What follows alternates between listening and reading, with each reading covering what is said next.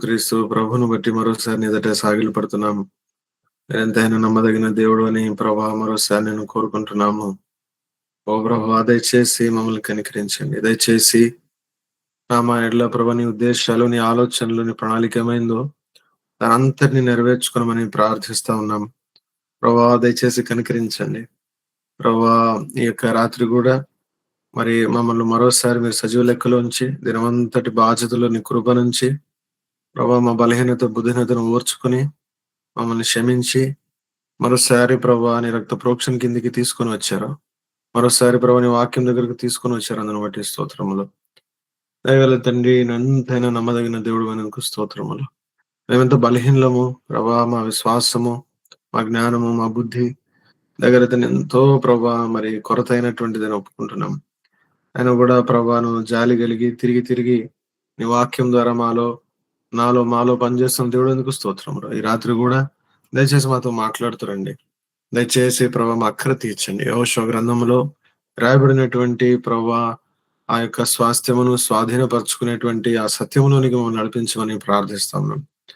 ఈ కొంత సమయం దీవెనకరంగా చేయండి. రాత్రి ప్రభా కొంత అలసటగా ఉన్న ప్రభా నీ బిడ్డలు కొన్ని అధికమైన కృపను అనుగ్రహించండి. నిష్ప్రయోజకు నన్ను కూడా దయచేసి మరుగు చేసి నీ రక్తం ప్రోక్షణ కింద ఉంచి యోగ్యమైనటువంటి అవసరమైనటువంటి మాటలు తీసుకుని రండి. నీ వాక్యమును హెచ్చించు. నీ వాక్యం మీద ఆశను పుట్టించు. జీవం కలిగినటువంటి నీ లేఖనములను బట్టి స్తోత్రములు దగల తండ్రి ప్రభు నీకు అప్పగించుకుంటున్నాం. అంధకార చీకటి శక్తులకు కల్వరి విజయమును బట్టి బంధిస్తున్నాం. ఈ యొక్క ప్రభు ఇంటర్నెట్, ఈ యొక్క మరి పరికరం మీద అంతటిని కూడా మరి నీ ఆధీనంలోనికి తెస్తున్నాం. నీ శిరస్వత్వం, నీ అధికారమునకు మేము అన్ని విషయములు ఒప్పుకుంటూ నీకే ఘనత మహిమ ప్రభావం ఆరోపిస్తూ మా సమస్యలు, మా బాధలు, మా యొక్క సందేహాలు, మా భయాలు అన్ని కూడా నీ పాదం దగ్గర పడవేసుకుంటూ ప్రభాను సమస్తమును జయించినవని నమ్ముచు మా ప్రభు, మా రక్షకుడైన యేసుక్రీస్తు ప్రభు పేరట ప్రార్థించి అడిగి పెట్టుకుంటున్నాము తండ్రి. ఆమెన్. గనక మనము పోయిన వారం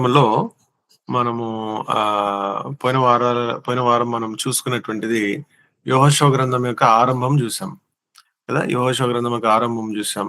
అంత మాత్రమే కాదు, యెహోషువ గ్రంథంలో ఉన్నటువంటి ఆ యొక్క భాగాలు, దాని సెక్షన్స్ ఎలాంటివో అనేది కూడా మనము కొంత చూసాం దాంట్లో కదా. యెహోషువ గ్రంథంలో దాని సెక్షన్స్ ఎలాగున్నాయి, ఏంటి, ఈ విషయాలన్నీ కూడా మనము దాన్ని గమనించాం. అది యెహోషువ గ్రంథంలో మొదటి 5 అధ్యాయాల గురించి ఏమని రాశాడంటే, that is the preparation to enter in to the possession. అనగా యేసుక్రీస్తు ప్రభులో సమృద్ధి అయినటువంటి జీవము ఇది ఇప్పుడే సాధ్యము. ఎప్పుడో మనం పరలోకంకి వెళ్ళిన తర్వాత అప్పుడు సాధ్యం అనేటువంటిది కాదు, ఇప్పుడే సాధ్యం. ఇది నిజంగా సాధ్యమా? నిజంగానే సాధ్యం. అది మరి మనం ఎందుకు ఇట్లున్నాము? అదే కదా సమస్య. మనం ఇట్లున్నాం, ఇందులో నుంచి బయటికి తీసుకురావడానికే దేవుని వాక్యం అనేటువంటిది మనకి ఇచ్చాడు ప్రభు కదా. కనుక మనం మనస్సు మారి రూపాంతరము పొందడం వలన మనము ఉత్తమమును, అనుకూలమును, సంపూర్ణమైనటువంటి దేవుని చిత్తం ఏంటో మన జీవితం విషయమై, లేదంటే దేవుని ప్రణాళిక విషయమై, దేవుని సంకల్పం విషయమై ఇదంతా కూడా మనము ఎరగలమంట. మన మనస్సు మారి రూపాంతరము పొందడం వలన. ఆ మనస్సు రూపాంతరం పొందాలంటే అది సత్యం వల్లనే పొందుతుంది. అది దేవుని లేఖనంలోనే రాయబడింది. కిందటి వారం బహుశా నేను చెప్పాను ఒక మాట మీకు. ఏంటంటే, మీరు ఆలోచన చేస్తే నిజంగా మనల్ని మనం ఎప్పుడు చూసుకుంటాం చెప్పండి? చివరిగా మనల్ని మనం ఎప్పుడు చూసుకున్నాము?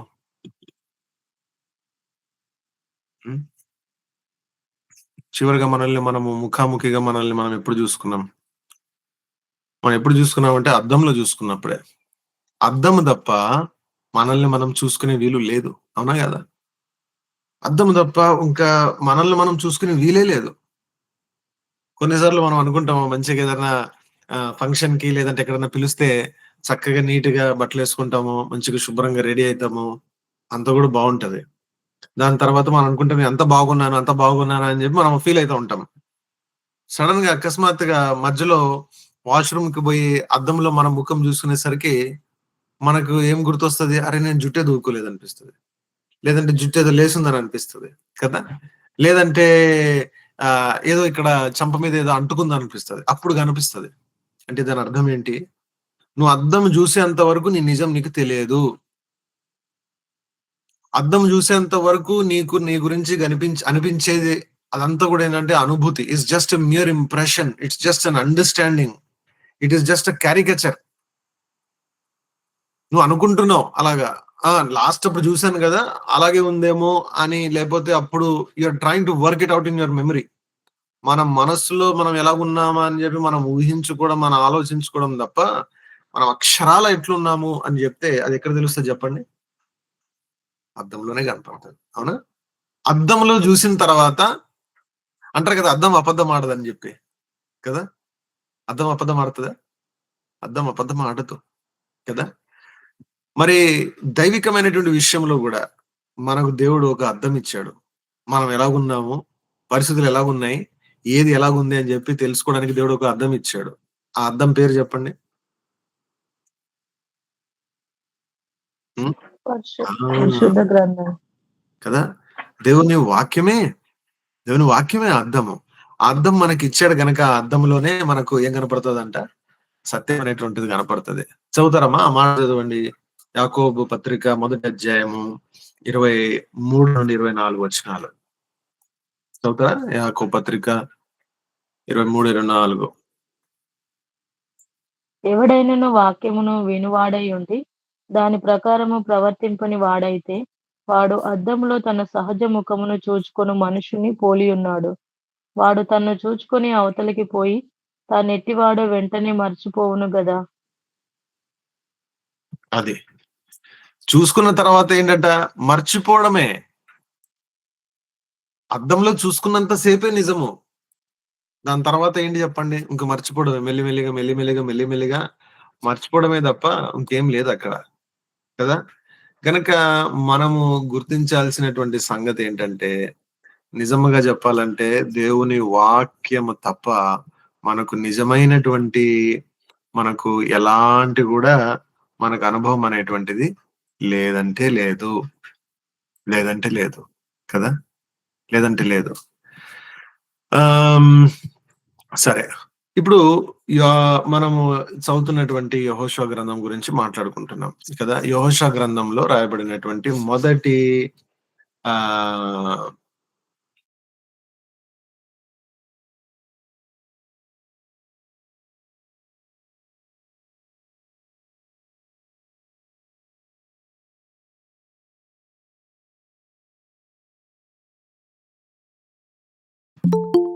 వస్తుందా నా వాయిస్? సారీ, డిస్కనెక్ట్ అయినాను. ఓకే.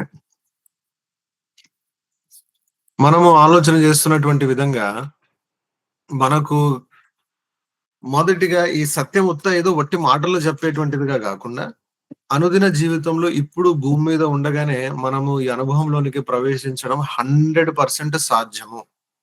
అయితే దీని గురించి మనకు ఆశ, ఆకలి దీని విషయమే కొంత చెప్పడం అనేటువంటిది ఎక్కడ జరిగిందంటే ద్వితీయోపదేశ కాండంలో జరిగింది కదా. రెండో ఉపదేశం చేశాడు ప్రభు. ఇది సాధ్యము, ఆ పాలుతెనలు ప్రవహించేటువంటి ఆ దేశం సాధ్యము, నీవు నేను ఆ రకంగా అద్భుతంగా జీవించేటువంటి ఆ సందర్భం అనేటువంటిది సాధ్యం, ఈ భూమి మీద సాధ్యము చెప్పి చెప్పి ఇప్పుడు మనల్ని ఆకర్షించి ఇప్పుడు అంటున్నటువంటి సంగతి ఏంటంటే, ఇప్పుడు దీంట్లోనికి ప్రవేశించు అని చెప్తున్నాడు కదా. ప్రవేశించు అని చెప్పి చెప్తున్నాడు. మీరు నాకు చెప్పాలా? నా స్క్రీన్ మీకు కనపడుతుందా?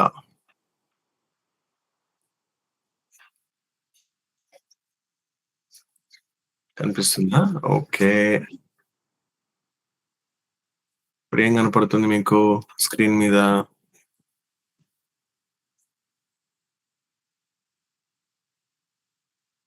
అది కనపడుతుందా? సరే.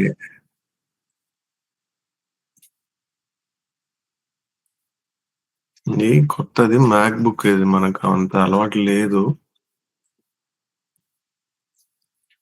Sorry about that. ఓకే. ఇప్పుడమ్మా? సరే. మనము లాస్ట్ వీక్ మాట్లాడుకున్నటువంటిది. గనక మనకు కనిపిస్తున్నటువంటి యెహోషువ గ్రంథంలో మొదటి 5 అధ్యాయాల్లో కూడా ఏం రాశాడంటే, ఇందులో నిజంగా ప్రవేశించడానికి దీనికి ఎలాంటి సిద్ధపాటు అనేటువంటిది అవసరము అని చెప్పి చెప్తా ఉన్నాడు కదా. కదా. దీనికి మనకి ఎలాంటి సిద్ధపాటు అనేటువంటిది కావాలా. మొదటి సిద్ధపాటు గురించి మనం ఆలోచన చేసాం. మొదటి సిద్ధపాటు ఏంటంటే అది మొదటిది ఏంటంటే the recognition of the death and the resurrection of Christ. అన్ని కూడా దేంతో ముడిపడి ఉన్నాయంటే యేసుక్రీస్తు ప్రభు యొక్క ఆయన మరణము, ఆయన జీవముతో ముడిపడి ఉన్నాయి కదా. అన్ని కూడా దానితోనే ముడిపడి ఉన్నాయి తప్ప మరి ఏది కూడా ముడిపడి ఉంది లేదు. ఆ తర్వాత రెండో చూసాం మనం ప్రిన్సిపల్ ఏంటంటే the principle of his inheritance. అదే మాట, ఈ స్వాస్థ్యం అనేటువంటిది ఇప్పుడే సాధ్యము. మనం నిజంగా ఆ రకంగా జీవించడం అనేటువంటిది సాధ్యమా అంటే 100% సాధ్యము కదా. మనం చూసాం కిందటి వారం ఎఫెసీ పత్రికలో కొన్ని చదువుతూ వచ్చాం కదా, కొన్ని ఆయన కృపా మహాతిశయములు అంట కదా. కృపా మహాతిశయములు, the riches of his grace, the riches of his grace. అది ఇప్పటికే సాధ్యం, అది ఇప్పుడే సాధ్యం, అది వాస్తవం ఇప్పుడే మనం పొందాలా, ఇప్పుడే మనం అనుభవించాలా. ఇప్పుడు ఎలాగైపోయిందంటే పరిస్థితి, అదేమంటారు, ఆ అందరూ కూడా లేదు లేదు ఇది లేదు ఇది లేదు ఇది లేదు అని చెప్పి మనం ఇట్లా వీలు పడదు, మనము జీవించడానికి, మనం ఇట్లా విజయవంతమైనటువంటి జీవితము సాధ్యం కాదు, అసలు ఎవరు ఉంటున్నారు అలాగా అని చెప్పి అందరూ కూడా ఒకరినొకరు మనం ఏం చేసుకున్నాము, అట్లా సాటిస్ఫై అవుతున్నాం అంతే. మనం అనుకుంటున్నాం అంతేనా మదన్న అంటే, నేను కూడా నా తమ్ముడు అంతే, ఇది అంతే లైఫ్, అంతే బైబిల్ చదువుకుంటా కూర్చోవాలంతే, అంతే ఇంకేం లేదు. అనుదిన జీవితంలో ఈ విజయం సాధ్యం లేదు.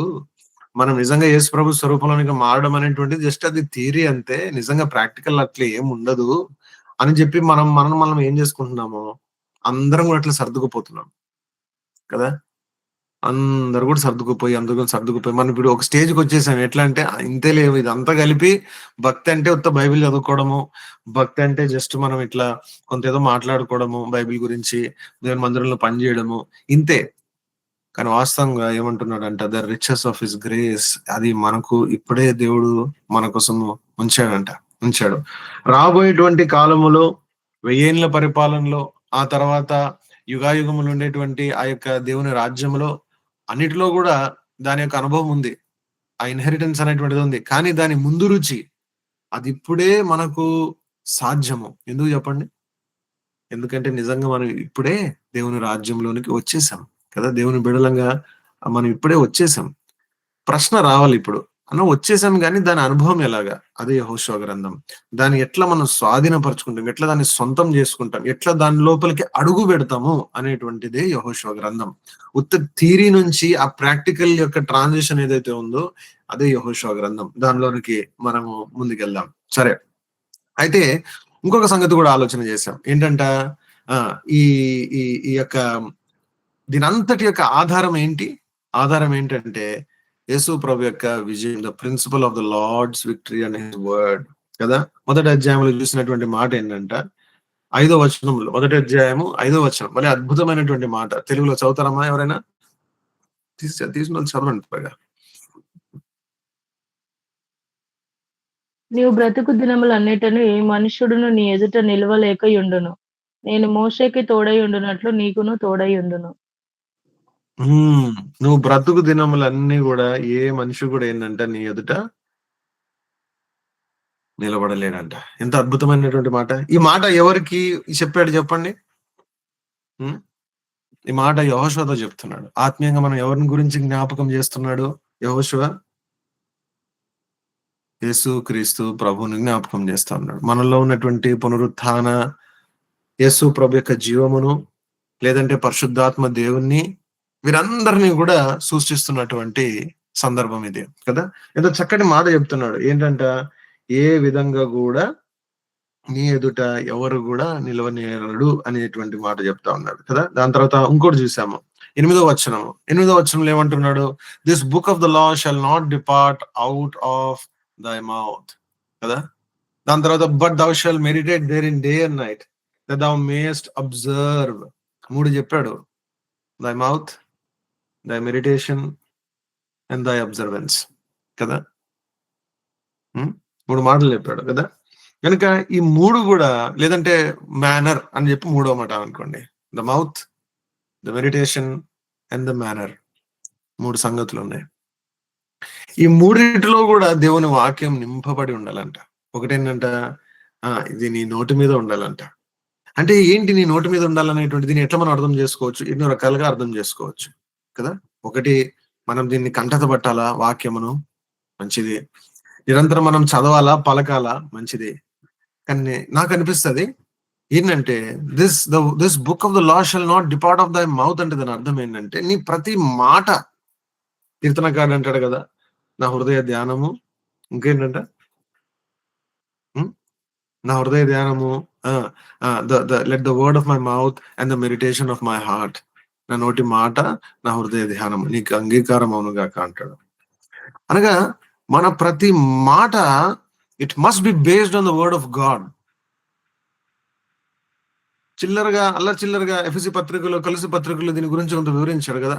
జస్ట్ మనం ఏదో పోకిరిగా మాట్లాడడము, లేదంటే జస్ట్ ఏదో అట్లా ఆ రకంగా అంటే ఏదో జస్ట్ చీప్ గా మాట్లాడడము, ఏదో ఆ మూమెంట్ కి అట్లా అనిపించింది కాబట్టి మాట్లాడేయడము, అలాగ ఎప్పుడు చేయకూడదు. చాలా మంది క్రైస్తవులు అలా చేయడం అనేటువంటిది మనం చూస్తున్నాం. నేను చూశానని చెప్పట్లేదు, మనం అందరం చూస్తున్నాం కదా. వారు నోరు తెరిస్తే వాళ్ళ నోరు అది సాధారణంగా ఉండదు. అది దాంట్లో ఎక్కడో చోట ఏదో లోకపరమైనటువంటి పదజాలము, లోకపరమైనటువంటి హాస్యము కదా, ఇలాంటి సంగతులు అనేటువంటివి ఉంటాయి. అది మన మన మన మన మాటల్లో ఉండకూడదు కదా. మాట చూద్దామా. చూడండి, ఆ ఎఫెసీ రాసినటువంటి పత్రిక 5వ అధ్యాయము 4వ వచనము చదువుతారమ్మా.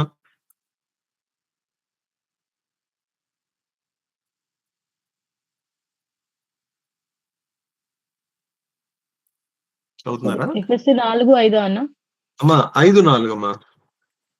5:4 కృతజ్ఞత వచనమే మీరు ఉచ్చరింపవలెను గాని మీరు బూతులైనను, పోకిరి మాటలైనను, లేక వెర్రి మాటలైనను, సరసోక్తులైనను ఉచ్చరింపకూడదు. ఇవి మీకు తగవు. చూడండి, ఇవి మీకు తగవు.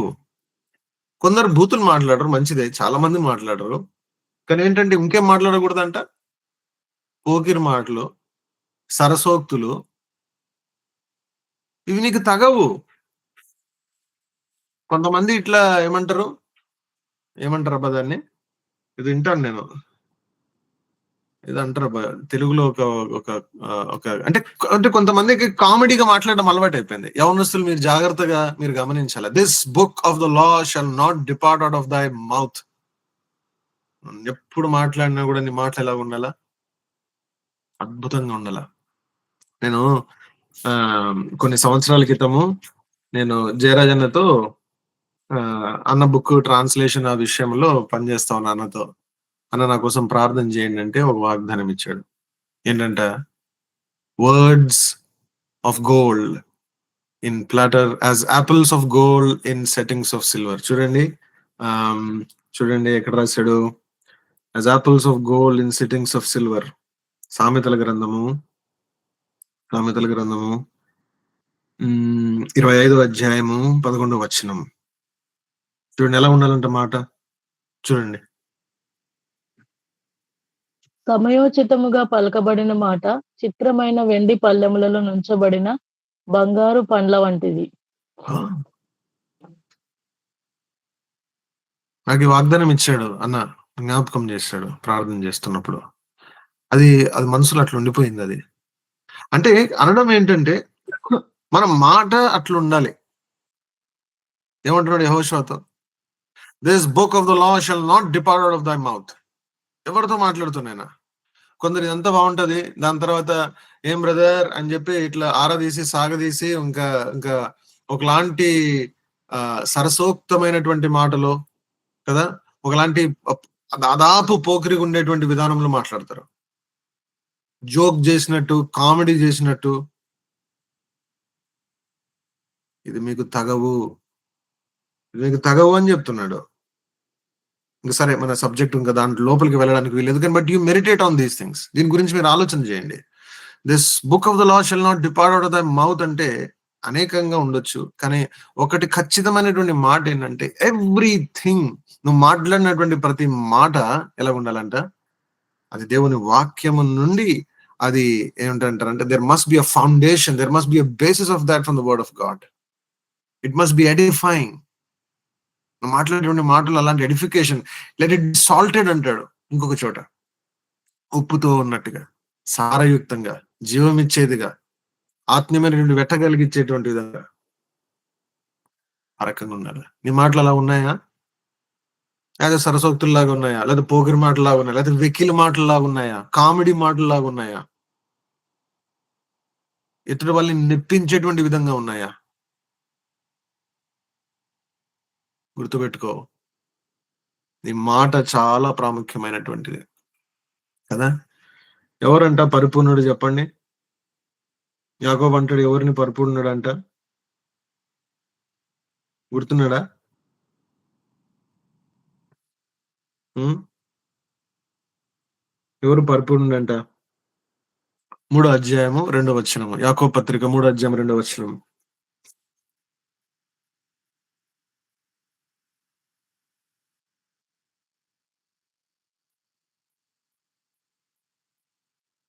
జాగ్రత్తగా చూడండి అక్కడ ఎంత చక్కటి మాట, చక్కటి ప్రిన్సిపల్ మనకు నేర్పిస్తున్నాడో. చదవండి. అనేక విషయములలో మనమందరము తప్పిపోచున్నాము. ఎవడైనను మాట యందు తప్పని ఎడల అతివాడు లోపం లేనివాడు తన సర్వ శరీరమును స్వాధీనమందించుకున్న శక్తి గలవాడగును. హ్మ్. చాలమ్మా. Thank you. ఇంకా తెలుగులో తప్పిపోచున్నామని రాశాడు. కానీ ఇంగ్లీష్‌లో ఏమనుంది? ఎవరైనా చదువుతారా? ఇంగ్లీష్ ఏమనుంది? For in many things we offend all. అంటే అనేకమైన వాటిల్లో మనం అందరిని కూడా అభ్యంతరపరుస్తున్నామంట. కానీ మాట యందు అభ్యంతరపరచని వాడే ఏంటంట? పరిపూర్ణుడు అని అంటున్నాడు. నీ మాటల్లో అభ్యంతరం ఉందా? నువ్వు పొడుగాటి ప్రార్థన చేయొచ్చు. నువ్వు ఎంతో దేవుని మందిరంలో పని చేయొచ్చు. నువ్వు అది చేయొచ్చు, ఇది చేయొచ్చు, ఏదైనా చేయొచ్చు. కానీ గుర్తుపెట్టుకో, this book of the law shall not depart out of thy mouth. నీ మాట ఎలాగుంది? భక్తుడున్నాడు. ఆయన పేరు జాన్ బనియన్. భక్తుడు తెలుసు కదా! ఆయన గురించి విన్నారు. 'పిల్గ్రిమ్స్ ప్రోగ్రెస్' రాశాడు. ఆయన గురించి స్పర్జన్ భక్తుడు చెప్తున్నాడు. ఏమని చెప్తాడంటే, ఆయనను ఎక్కడన్నా కట్ చేస్తే అంట, ఆయనలోంచి కారేది రక్తం కాదంట. ఏం కారుతదంట జాన్ బనియన్ ఒంటిలో నుంచి? బైబిలు అని చెప్పాడాయన. హిస్ బ్లడ్ ఈస్ బిబ్లీన్. బ్లడ్ గ్రూప్ అడిగితే ఏం చెప్తాం మనం? ఏ గ్రూప్, బి గ్రూప్, ఆ గ్రూప్, ఈ గ్రూప్ చెప్తాం కదా! జాన్ బనియన్ బ్లడ్ గ్రూప్ ఏంటా అని చెప్పి స్పర్జన్ అంటే గమ్మత్తుగా అంటే ఆయన ఒక విధంగా చెప్పడము వివరించడానికి ఏమంటాడంటే, హిస్ బ్లడ్ ఈస్ బిబ్లీన్ అంట. రక్తంలో బైబిల్ ఉందంట. నిజంగా మీరు ఆ పుస్తకం చదివితే అద్భుతమైనటువంటిది. ఏ సంగతి కూడా వివరించడానికి, ప్రతి సంగతి, ప్రతి వరుస వచనమును వివరించడానికి ఆ గ్రంథం అంతట్లో బైబిల్‌లో నుంచి పదాలు తీసుకుంటాడు. బైబిల్ నుంచి మాటలు తీసుకుంటాడు. బైబిల్‌లోంచి ప్రతి చిన్న విషయం. మనలాగా ఎన్నెన్నో విషయాలు చెప్పిన తర్వాత ఒక రిఫరెన్స్ చెప్పడం కాదు. చెప్పే అంతట్లో కూడా రిఫరెన్స్ ఉంటుంది. అలాగని చెప్పి మీరు మాట్లాడే ముందు ఒక రిఫరెన్స్, తర్వాత ఒక రిఫరెన్స్ చెప్పమని కాదు. కానీ ఏంటంటే అది దేవుని వాక్యం మీద ఆధారపడి ఉంటది. It must carry the spirit of the word of God. సరే ముందుకెళ్దాం.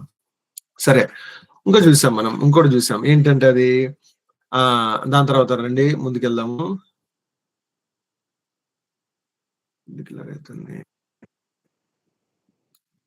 దాని తర్వాత చూసాము. 10వ వచనం దగ్గరకొచ్చాం. 10వ వచనం. 10వ వచనం దగ్గరకొచ్చిన తర్వాత ఏమంటున్నాడు? ప్రభు ఇవన్నీ మాటలు కూడా యెహోషువతో చెప్పాడు కదా! ఎవరు యెహోషువ? ఎందుకు యెహోషువతో చెప్తున్నాడు? ఇవన్నీ కూడా మనలో ఉన్నటువంటి యేసు ప్రభు జీవంతో చెప్పబడుతున్నటువంటి మాటలు. ఇవన్నీ కూడా యేసు ప్రభుతో చెప్పబడుతున్నటువంటి మాటలు. మనలో ఉన్నటువంటి ఆయన జీవంతో ముడిపడినటువంటి సంగతి ఇది. కదండీ! కదా! ఎన్నో సార్లు మీకు గుర్తు చేశాను. ఇవన్నీ మాటలు మనతో చెప్పట్లేదు. ఇది ఎవరితో చెప్పినట్టు కనిపిస్తున్నాయి? ఇజ్రాయేలీలతో చెప్పినట్లుగా కాదు గానీ, యెహోషువతో చెప్పినట్టుగా అనిపిస్తుంది. ఎవరు యెహోషువ? మనలో ఉన్నటువంటి యేసు ప్రభు యొక్క నూతన జీవమే కదా! మోషే నా సేవకుడు మృతునందున గనుక నీవు లేచి, Moses my servant is dead now therefore arise. మోషే మాట్లాడుతున్నటువంటి సంగతి ఏంటి? He is speaking about redemption కదా! యెహోషువ చెప్తున్నటువంటి సంగతి ఏంటి?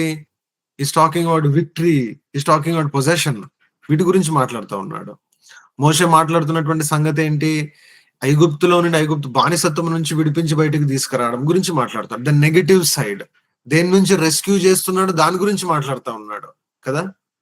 అయితే యెహోషువ దేని గురించి మాట్లాడుతున్నాడు? దేని నిమిత్తమై దేవుడు రెస్క్యూ చేశాడు, దేని నిమిత్తమై రక్షించాడు దాని గురించి మాట్లాడుతా ఉన్నాడు. దేవుడు మనల్ని రక్షించింది ఎందుకు? అటు ఇటు కాకుండా గాల్లో ఇక్కడ ఏమో అరణ్యంలో ఉండిపోవడానికా? లేదు. సమృద్ధి అయినటువంటి జీవం, గొర్రెలకు జీవం సమృద్ధిగా కలగడానికి నేను వచ్చానన్నాడు యోహాను సువార్తలో ప్రభు కదా. కనుక the lord has come so that he can give us abundant life. అయితే అందులోనికి తీసుకెళ్లేటువంటి, మరలా అందులో కూడా ఎవరు తీసుకెళ్ళాలి చెప్పండి? యేసు ప్రభువే తీసుకెళ్ళాలి. ఇది ఒక నూతనమైనటువంటి అనుభవము ప్రభుతో కదండి. ఇది మరొక అనుభవం అన్నమాట. కనుక మనం ఆలోచన చేస్తున్నాం. అయితే ఇవన్నీ కూడా యేసు ప్రభుతో చెప్తున్నట్టుగా, ఇవన్నీ ఆయన జీవముతో చెప్తున్నట్టుగా, ఆయనలో ఉన్నటువంటి లేదంటే మనలో ఉన్నటువంటి ఆయన జీవంతో చెప్తున్నట్టుగా. ఇంకొకటి కూడా చెప్పాము ఇందుకు క్రితం. ఏంటంట, ఐగుప్తు నుంచి బయలుదేరి వచ్చినటువంటి వారిలో ఇద్దరు మాత్రమే, మొదటి తరం వారు ఇద్దరు మాత్రమే చేరారు. ఎక్కడికి? కానానులోనికి, లేదంటే ఆ విజయవంతమైన అనుభవంలోనికి. ఎవరు వారిద్దరు చెప్పండి? యెహోషువ, కాలేబు. ఓకే, యెహోషువ, కాలేబు. ఈ యెహోషువ దేవుడి గురించి మాట్లాడుతున్నంటే మనలో ఉన్నటువంటి పునరుత్థాన జీవము, యేసు ప్రభు, the resurrected and ascended Christ in us, మనలో ఉన్నటువంటి యేసు ప్రభు యొక్క కొత్త జీవముకు, లేదంటే పరిశుద్ధాత్మ దేవునికి పోలికగా ఉన్నాడు. ఆ తర్వాత రెండో వారు ఎవరు చెప్పండి? కాలేబు. కాలేబు ఎవరి గురించి మాట్లాడుతూ ఉన్నాడు? కాలేబు ఎవరి గురించి మాట్లాడుతూ ఉన్నాడు చెప్పండి? కాలేబు అనేటువంటి పేరుకి అర్థం ఏంటి? మనం చెప్పుకుంటే బాధ ఉంటది కానీ అది వాస్తవమే. ఏంటి చెప్పండి? కుక్క. కాలేబు పేరుకి అర్థం అది. ఎందుకు కుక్క? అన్ని జీవుల్లో నమ్మకత్వానికి పేరు, యజమానికి నమ్మకంగా ఉండేటువంటి దానికి నిర్వచనం అంటే దేని గురించి చెప్తాం చెప్పండి? ఏ జంతువు గురించి చెప్తాం మనము? ఏ జీవి గురించి చెప్తాం? మనం మాట్లాడేది ఆ కుక్క గురించి మాట్లాడతాం కదా. మనం ఇప్పుడు దాని నెగటివ్ కానోటేషన్ తీసుకుంటాం. ఎందుకు? ఇది పడిపోయినటువంటి ఆదాం వలన, శాపం ద్వారా పడిపోయినటువంటి లోకము కాబట్టి ఇట్లా కనపడుతుంది. మీరు ఇమాజిన్ చేయండి, పడిపోయినటువంటి ఈ ఆదాం యొక్క ఈ లోకంలోనే ఆ కుక్కకు అంత నమ్మకత్వం ఉంటే, పడిపోనటువంటి ఆ లోకంలో ఆ జంతువు యొక్క విధానం ఎట్లా నిండదు? అంటే దేవుని యొక్క దృష్టిలో ప్రతి దానికి ఒక అర్థం ఉంది కదా. మనం ఏంటంటే, మనం పడిపోయినటువంటి ఈ లోకము, మనం పుట్టినటువంటి ఈ లోకం, ఈ పాప లోకము, దీని పరిస్థితి, దీన్ని బట్టి లెక్కేసుకుంటాం. అబ్బా, కుక్క అనేసాడు ఏంటి, కుక్క ఉందని ఏంటి అని మనం అనుకుంటాం. కానీ అట్లా కాదు లెక్కాల్సింది. దేవుని దృష్టితో చూస్తే దాని పడిపోనప్పుడు దాని పరిస్థితి ఎలాగ నిండొచ్చు, పడిపోయిన తర్వాత కూడా ఎంత నమ్మకం ఉంటది. అలాగా మెట్టుకి దేని గురించి మాట్లాడుతూ ఉన్నాడు కాలేబు? కాలేబులో ఒక ప్రత్యేకత ఉంది. మీరు గమనిస్తే కాలేబు ఎప్పుడు కూడా ఏం కాదు. ఇప్పుడు వాస్తవం కాలేబు వరకు రాలేదు కానీ సందర్భం వచ్చింది కాబట్టి చెప్తున్నా. ఎందుకంటే ఈ ప్రశ్నలు మైండ్ లో వస్తూ ఉంటాయి యవనస్తులుగా. కాలేబు గురించి చూస్తే కాలేబు ఇంకొక సంగతి ఉంటది. ఏంటి చెప్పండి? తన బలము. ఏమన్నాడు? నేను అప్పుడు బయలుదేరినప్పుడు, అప్పుడు మోషే నన్ను పంపించినప్పుడు ఎట్టు బలం ఉన్నదో ఇప్పుడు కూడా అదే బలం ఉందంట కదా. ఏంటి బలము? ఏంటి జీవం? ఇది పునర్జన్మ లేదంటే పునర్జీవము కలిగినటువంటి the regenerated spirit, the regenerated human spirit. ఒకప్పుడు పాపముల చేత, అపరాధముల చేత చచ్చినటువంటి మన ఆత్మ ఉంది కదండి. అంటే చచ్చిపోవడం అంటే మా దేవుని విషయమై చనిపోవడం, దేవునితో దూరం అవడమే చావు. అట్టి పరిస్థితుల్లో ఉన్నటువంటి దానికి ఏమిచ్చాడు దేవుడు? మరలా దాన్ని జీవింపజేశాడు కదా. ఆ కొత్త జన్మ, జీవము, అది మానవుని యొక్క the spirit of man.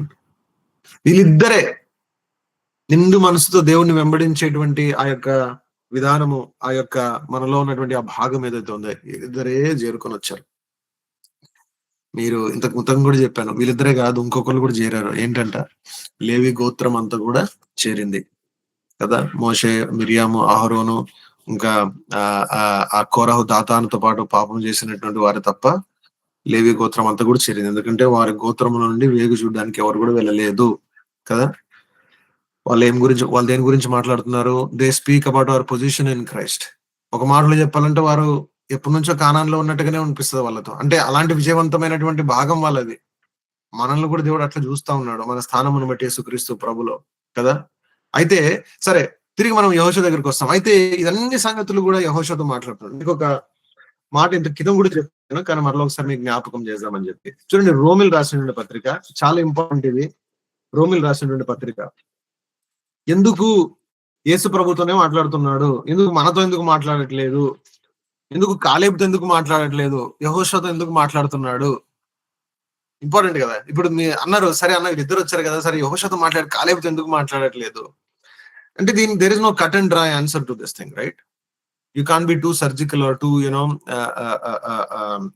too surgically accurate in these things. అంటే ఏదో సర్జరీ చేసినంత కరెక్ట్ గా ఏదో మనం గీతలు గీయడానికి లేదు, కానీ there is a certain sense that we can get. చూడండి, రోమిల్ రాసిన పత్రిక 6వ అధ్యాయం, రోమిల్ రాసిన పత్రిక 6వ అధ్యాయం సందర్భం మనకు తెలిసిందే.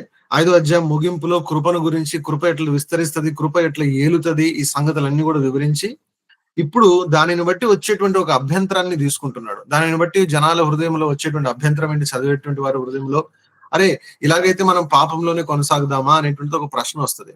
కనుక ఒక మంచి టీచర్ గా పౌలు ఏం చేస్తున్నాడు, పౌలు భక్తుడు స్టూడెంట్ మైండ్ లో ఈ ప్రశ్న వస్తుందని చెప్పి ఆ ప్రశ్నను తీసుకొని దాన్ని వివరించడము, దానికి సందర్భంగా దాన్ని ఎక్స్ప్లెయిన్ చేయడం అనేటువంటిది ఆరంభిస్తున్నాడు. చూడండి, 6వ అధ్యాయం 1వ వచనం చదవండి ఎవరైనా. అలాగైనా ఏమందుము, కృప విస్తరింపవలనని పాపమందు నిలిచి ఉందుమా? అట్లన రాదు. ఈ పాపం ప్రశ్న విషయమై వచ్చింది. ఈ చనిపోయిన ప్రశ్న మనిషి అడుగుతున్నాడు. ఈ ప్రశ్న రక్షించబడేటువంటి విశ్వాసం అడుగుతున్నాడు, సువార్త వినేటువంటి వ్యక్తి అడుగుతున్నాడు, యూదుడు అడుగుతున్నాడు ఈ ప్రశ్న. సరే చదవండమ్మా. అట్లన రాదు. పాపం విషయమై చనిపోయిన మనము ఇక మీదట ఎలాగూ దానిలో జీవించుదుము. క్రీస్తు యేసులోనికి బాప్తిస్మము పొందిన మనమందరము. చదివే కొలది 9వ వచనం దగ్గరకు వచ్చేసరికి ఒక ట్రాన్సిషన్ అవుతుంది.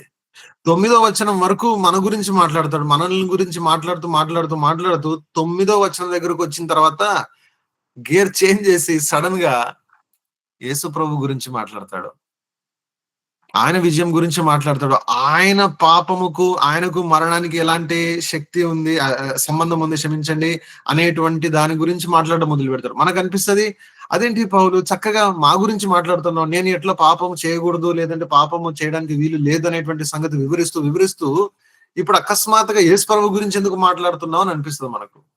That is the point. ఎందుకు ఆయన గురించి మాట్లాడుతున్నాడంటే కథ మన మీద ఆధారపడలేదు, కథ ఆయన మీద ఆధారపడింది. చదవమ్మా, త్వర చదువుతారా? 9వ వచనం వరకు చదవండి. క్రీస్తు యేసులోనికి బాప్తిస్మము పొందిన మనమందరము ఆయన మరణంలోనికి బాప్తిస్మము పొందితిమని మీరు ఎరుగరా? కాబట్టి తండ్రి మహిమ వలన క్రీస్తు మృతులలో నుండి ఎలాగూ లేపబడెనో అలాగే మనమును నూతన జీవము పొందిన వారమై నడుచుకొనున్నట్లు మనము బాప్తిస్మం వలన మరణంలో పాలు పొందుటకై ఆయనతో కూడా పాతి పెట్టబడితిమి. మరియు ఆయన మరణం యొక్క సాదృశ్యమందు ఆయనతో ఐక్యము గలవారమైన ఎడల ఆయన పునరుత్థానం యొక్క సాదృశ్యమందును ఆయనతో ఐక్యము గలవారమై ఉందుము. ఏమనగా మనమికను పాపమునకు దాసులము కాకుండుటకు పాప శరీరము నిరర్ధకమగునట్లు మన ప్రాచీన స్వభావము ఆయనతో కూడా సిల్వ వేయబడినని ఎరుగుదుము. చనిపోయిన వాడు పాప విముక్తుడని తీర్పు పొంది ఉన్నాడు. మనము క్రీస్తుతో కూడా చనిపోయిన ఎడల మృతులలో నుండి లేచిన క్రీస్తు ఇకను చనిపోడనియు మరణమునకు ఇకను ఆయన మీద ప్రభుత్వము లేదని ఎరిగి ఆయనతో కూడా జీవించుదుమని నమ్ముచున్నాము. ఎలయనగా ఆయన చనిపోవుట చూడగా పాపం విషయమై ఒక్కమారే చనిపోయెను గాని ఆయన జీవించుట చూడగా దేవుని విషయమై జీవించుచున్నాడు. అటువలనే మీరును పాపం విషయమై మృతులుగాను పాపము విషయమై మృతులుగాను దేవుని విషయమై క్రీస్తు యేసునందు సజీవులుగాను మిమ్మల్ని మీరే ఎంచుకొనుడి. చాలమ్మా. ఆ 11వ వచనం చూసారు ఏమన్నా, అలాగునే మీరు కూడా ... ఎంచుకొనుడి. అలాగునే మీరు కూడా ... ఎంచుకొనుడి. లైక్ వైస్ రెకాన్ ఈ. అలాగనే మీరు కూడా. అలాగనే అంటే ఎవరిలాగంట? యేసు ప్రభు లాగా. పైన చెప్తున్నాడు చూడండి, చెప్తా మన గురించి చెప్తూ మరణం ఇక మీదట ఆయన మీద అధికారం లేదు, ఆయన పాపం విషయం ఒక్క మారే మరణించాడు, క్రీస్తు ఇక మీదట మరణించాడు, ఇవన్నీ సంగతులు యేసు ప్రభు గురించి చెప్పడం మొదలు పెట్టాడు. ఎందుకంటే ఆయనకి ఏం జరుగుతుందో అదే మనకు జరుగుతుంది. ఇప్పుడు మన జీవం ఆయనతో పాటు కూడా ఏంటంట, దాచిపెట్టబడింది. కనుక ఈ సంగతులన్నీ కూడా ఎవరితో ముడిపడి ఉన్నాయంటే ఇవన్నీ కూడా యేసు ప్రభువులతో ముడిపడి ఉన్నాయి. మనలో ఉన్న ఆయన జీవంతో ముడిపడి ఉన్నాయి. అందుకే మనం చూస్తున్నాం యెహోషువ గ్రంథంలో ఇక్కడ ఎవరితో మాట్లాడుతున్నాడు ఈ సంగతులంటే యెహోషువతో మాట్లాడుతున్నాడు. చాలా సార్లు మనం ఎక్కడ పొరపాటు చేస్తామంటే బైబిల్‌లో ఇలాంటి భక్తుల్ని చూసి మనం అనుకుంటాము, ఇది నేనిది అని మనం అనుకుంటాం. మంచిదే. యెహోషువలో మనము నేర్చుకోవాల్సినటువంటి పాఠాలున్నాయి యవనస్తులుగా. మంచిదే. నేను యవనస్తుని కాదనుకోండి మీరందరూ. మీరు యవనస్తులుగా నేర్చుకునేసినటువంటి పాఠాలున్నాయి. మనం అందరూ కూడా నేర్చుకునేటివున్నాయి. వాస్తవంగా యెహోషువ యవనస్తుడు కాదు. యెహోషువ దాదాపు అక్కడ 80 సంవత్సరాలు యెహోషువకి ఆ టైంకి. కదా! ఆహ్, సరే ఉన్నాయి కానీ వాస్తవంగా చూస్తే అది ఎవరు చెప్పండి? యేసుక్రీస్తు ప్రభు యొక్క పోలికగా ఉన్నాడు. అలాగే మనం చూస్తాం కొన్నిసార్లు దావీదు కథ చూసి మనం అనుకుంటాం దావీదు గొలియాతు కథలో నేను దావీదులాగా ఉండాలని దేవుడు కోరుకున్నాడని చెప్పి. వాస్తవమే దావీదులాగా ఉండాలని దేవుడు కోరుతున్నాడు. కానీ నిజమైనటువంటి దావీదు ఎవరు చెప్పండి? యేసుక్రీస్తు ప్రభు. ఆయనొక్కడే గెలిచాడు గొలియాతుని. ఆయన గెలుపులోనికి మనము ఏమంటారు భయములో జీవిస్తున్నటువంటి ఇజ్రాయేలీలాగా మనం దాంట్లోనికి ప్రవేశిస్తున్నాం తప్ప మనం దావీదు కాము. కదా! గనక ఇది కొందరు అలా యోసేపు కథను విని యోసేపుని చూసి అబ్బా! నేను యోసేపులాగా ఉండాలనుకుంటారు. మంచిదే ఉండాలా. ఉండడానికి మనము అట్లా we must aspire to be like Joseph. That's no doubt about it. Right? We must aspire to be like Joseph. We must aspire to live like him. ఆయనలాగా ఉండడానికి, ఆయనలాగా ఆలోచించడానికి, ఆయనలాగా లోబడ్డానికి, ఆయనలాగా దేవుని కొరకు కనిపెట్టడానికి మనం తప్పక చేయాల. కానీ వాస్తవంగా మనం ఎవరని చెప్పండి?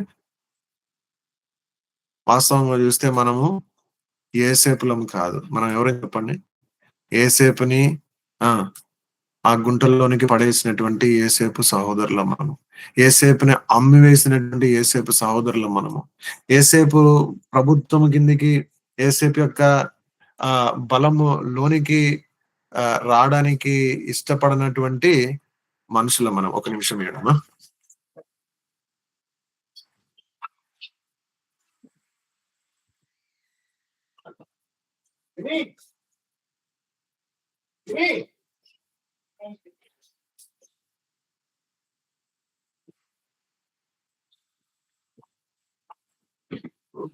చూస్తున్నాం.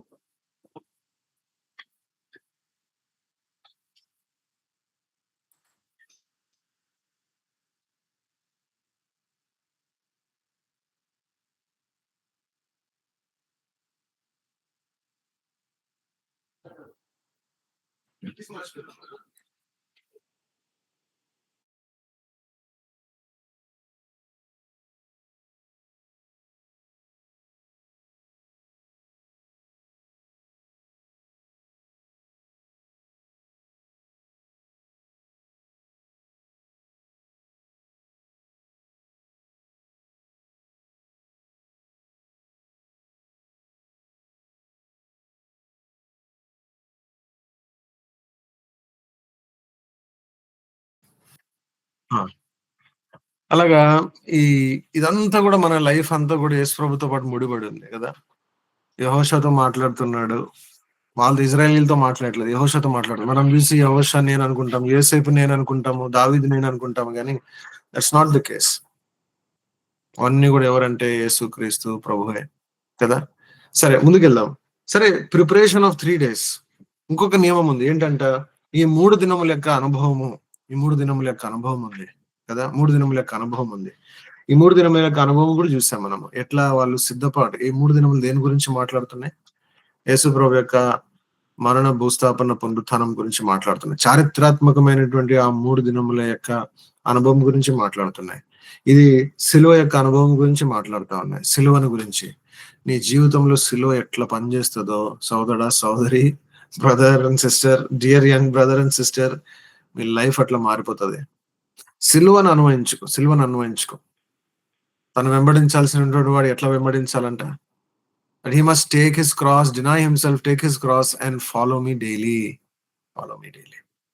ఆ రకంగా మనం సిలువ యొక్క అనుభవం కిందకి వచ్చే కొలది అపరిమితమైనటువంటి విధానంలో దేవుని యొక్క మహత్తరమైనటువంటి శక్తి మన జీవితంలో పనిచేస్తది.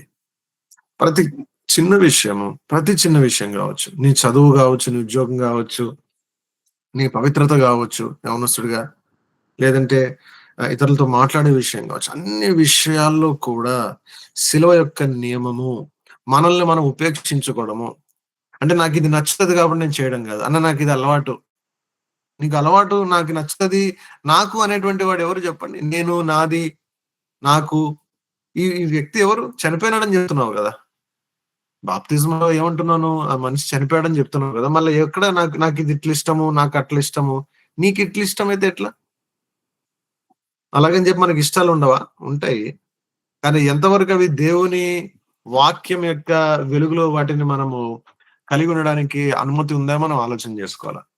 కొందరుంటరు, "అన్న నాకు ఈ ఆకుకూర తినడం ఇష్టం ఉండదన్న" అంటారు. అక్కడే మొదలుపెట్టు.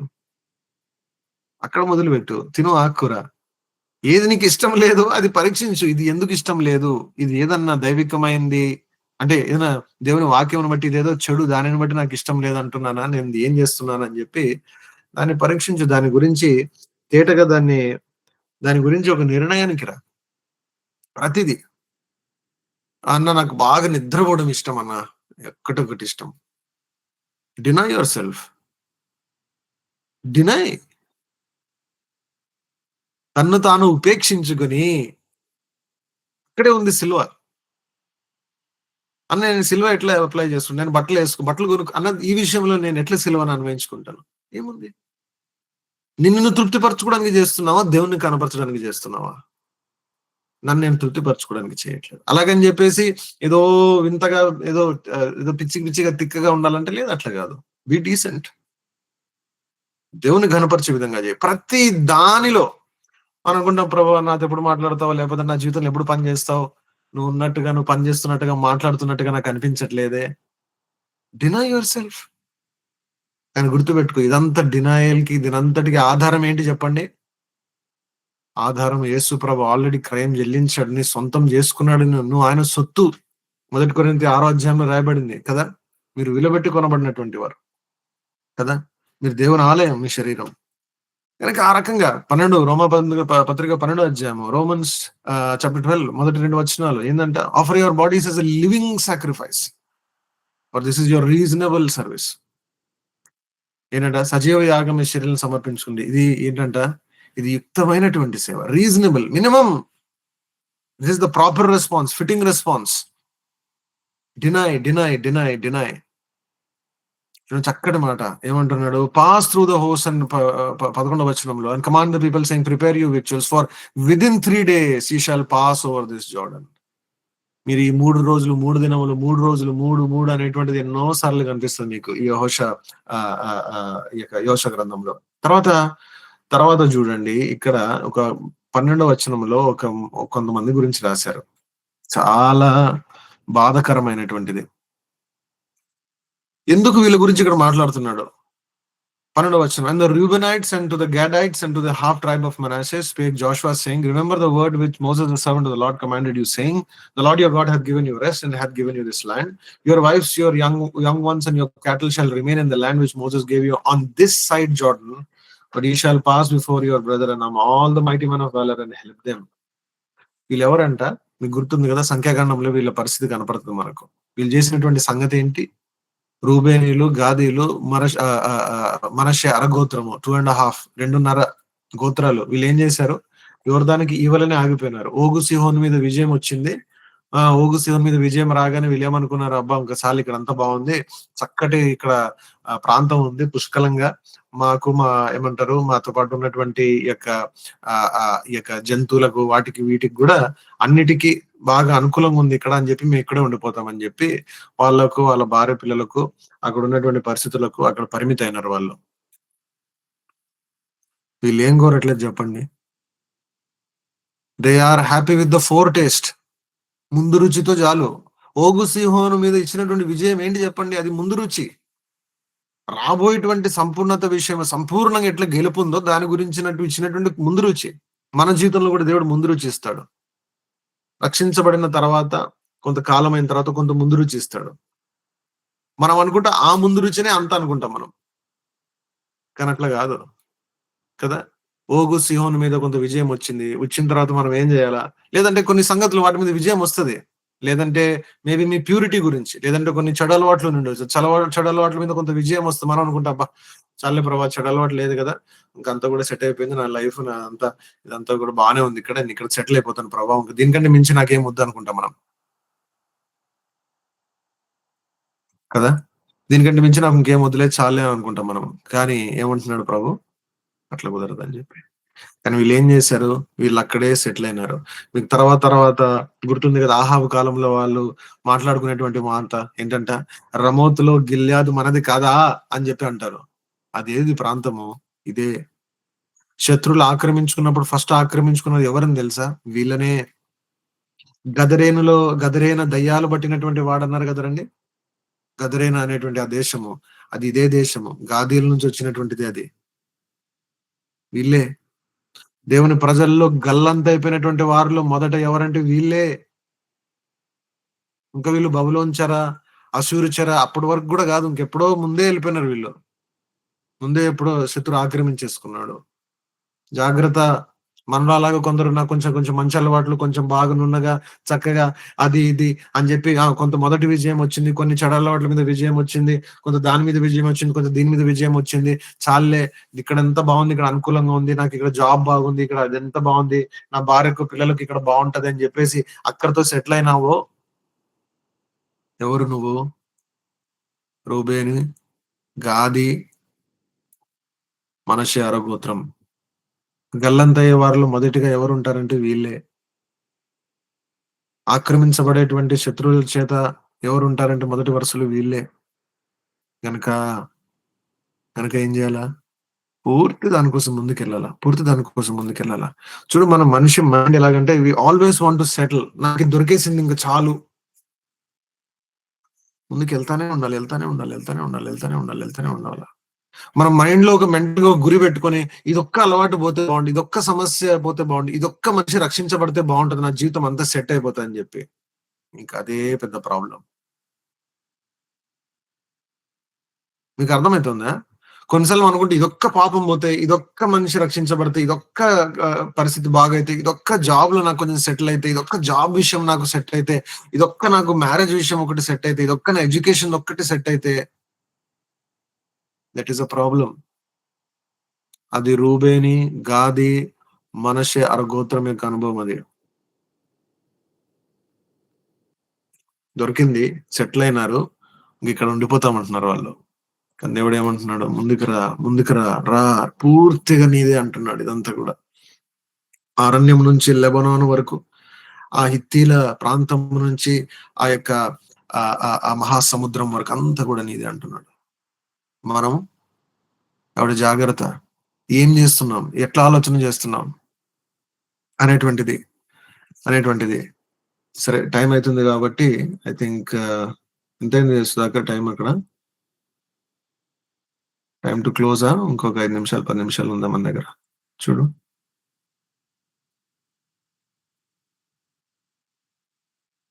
ఓకే. కనుక ఈ రకమైనటువంటి ప్రజలుగా, ఈ రకమైనటువంటి ప్రజలుగా మనం ఉండకూడదు. యవనస్తులుగా నేను బైబిల్ నోట్స్ రాసేసుకున్నాను, అవి జేస్తున్నాను, ఇవి జేస్తున్నాను కాదండి. నువ్వు ఇక్కడి నుంచి వెళ్ళిన తర్వాత, నీ పడక మీదకి వెళ్ళిన తర్వాత, నీ హృదయ ధ్యానము, నీ నోటి మాట ఎలాగుంది?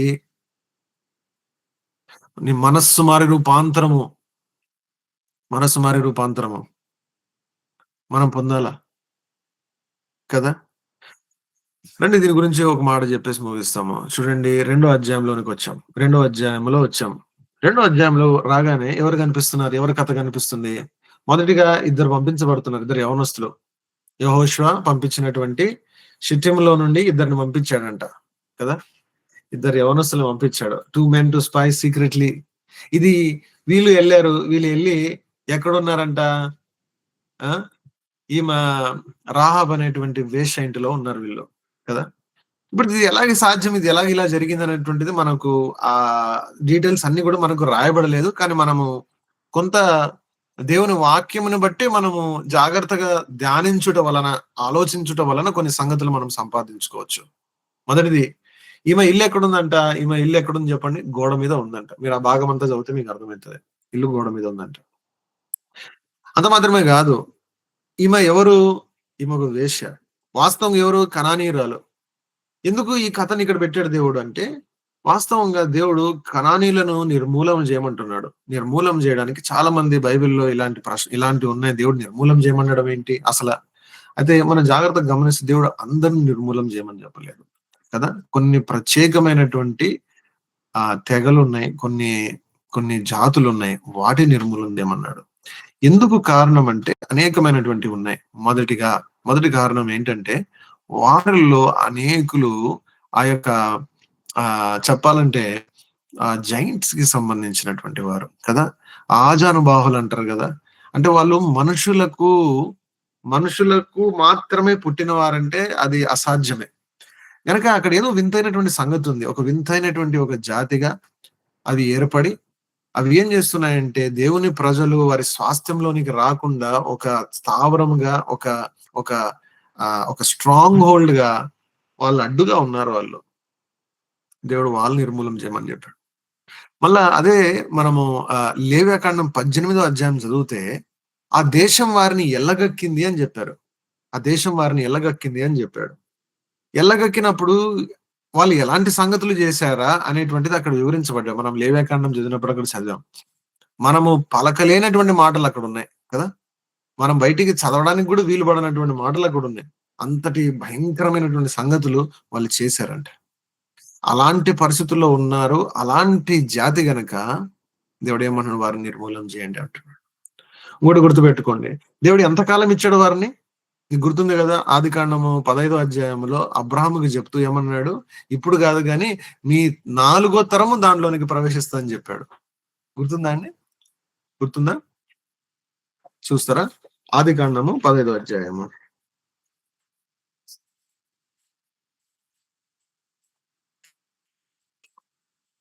5, 18. 14th verse. చదవమ్మా. 15లోనే ఉంది. 15వ అధ్యాయం 14. వారు 400 ఏండ్లు వీరిని శ్రమ పెట్టుదురు. వీరు ఎవరికి దాసులవుదురో ఆ జనమునకు నేనే తీర్పు తీర్చుదును. తరువాత వారు మిక్కిలి ఆస్తితో బయలుదేరి వచ్చెదరు. 16 క్షేమంగా 16. అమోరీయుల అక్రమము ఇంకను సంపూర్ణము కాలేదు గనుక నీ 4వ తరము వారు ఇక్కడికి మరలా వచ్చెదరని నిశ్చయంగా తెలుసుకొనుమని అబ్రాహాముతో చెప్పెను. అంటే ఎంతకాలం దేవుడు ఓపిక పట్టాడు? 4 తరం వరకు ఓపిక పట్టాడు. అర్థమైందండి? కనుక ఇవన్నీ ఉన్నాయి. ఇవన్నీ కారణాలుండి, అయితే వీటన్నిటి మధ్యలో దేవుడు ఒక కథనుంచాడు. ఎవరంట? రాహాబు. రాహాబు చేసింది ఏంటి చెప్పండి? రాహాబు తన వేశ్య వృత్తిని మానుకుందా? లేదే. రాహాబు ఏదైనా అక్కడ నుంచి పారిపోయి వీళ్ళ మధ్యలోనికి వచ్చేసిందా? లేదే. రాహాబు విశ్వాసమును బట్టి ఏం చేసిందంట? వేగువారిని దాచించిందంట. ఆమె క్రియలు దే బికేమ్ ఎ ప్రూఫ్. అంటే క్రియలు చాలాసార్లు క్రియలు అంటేనే మనకు అనిపిస్తచ్చా నా క్రియల వల్లనా ఇది అని చెప్పి. కాదండి. నీ పనులు అనేటువంటి they are a response. They are a reasonable service. Offer your bodies as a living sacrifice. ఇప్పుడు body as a living sacrifice. మీ శరీరములను సజీవ యాగముగా దేవునికి సమర్పించుకున్నాడు అన్నప్పుడు ఏమంటున్నాడు? ఏమి సమర్పించుకోవడం అంటే అర్థము? నిశ్చేష్టుడుగా ఇట్లా శవాసనం వేసినట్టు ఇట్లా పడిపోవాలా? యాజ్ ఇన్స్ట్రుమెంట్స్ ఆఫ్ హోలీనెస్ 6వ అధ్యాయంలో చెప్తాడు. రోమపత్రిక 6వ అధ్యాయము. యాజ్ ఇన్స్ట్రుమెంట్స్, పనిముట్టులుగా. తెలుగులో మరి ఏం పదజాలం ఉందో చూడండి. రోమపత్రిక 6వ అధ్యాయం. రోమపత్రిక 6వ అధ్యాయం. అవయవములను. మీ అవయవములను ఎట్లా ఎట్లా ఏం చేయమంటున్నాడు చూడండి. 3వ వచనం. అవయవములను 13 చదవమ్మా. క్రీస్తు యేసులోనికి బాప్తిస్మం పొందిన మనమందరము ఆయన మరణంలోనికి బాప్తిస్మం పొందితిమని మీరు ఎరుగరా? కాబట్టి తండ్రి మహిమ వలన క్రీస్తు మృతులలో నుండి ఎలాగూ లేపబడెను. 13 చదువుతున్నారా? 13వ వచనము. ఓకే.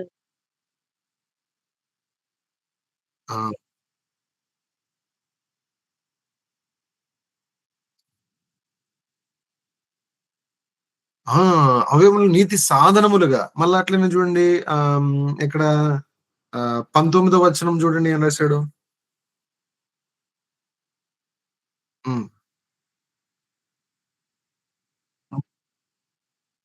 హ్మ్. హ్మ్. అబ్బా! ఏంటంట? ఇది పని అంటే. పని అంటే ఇది.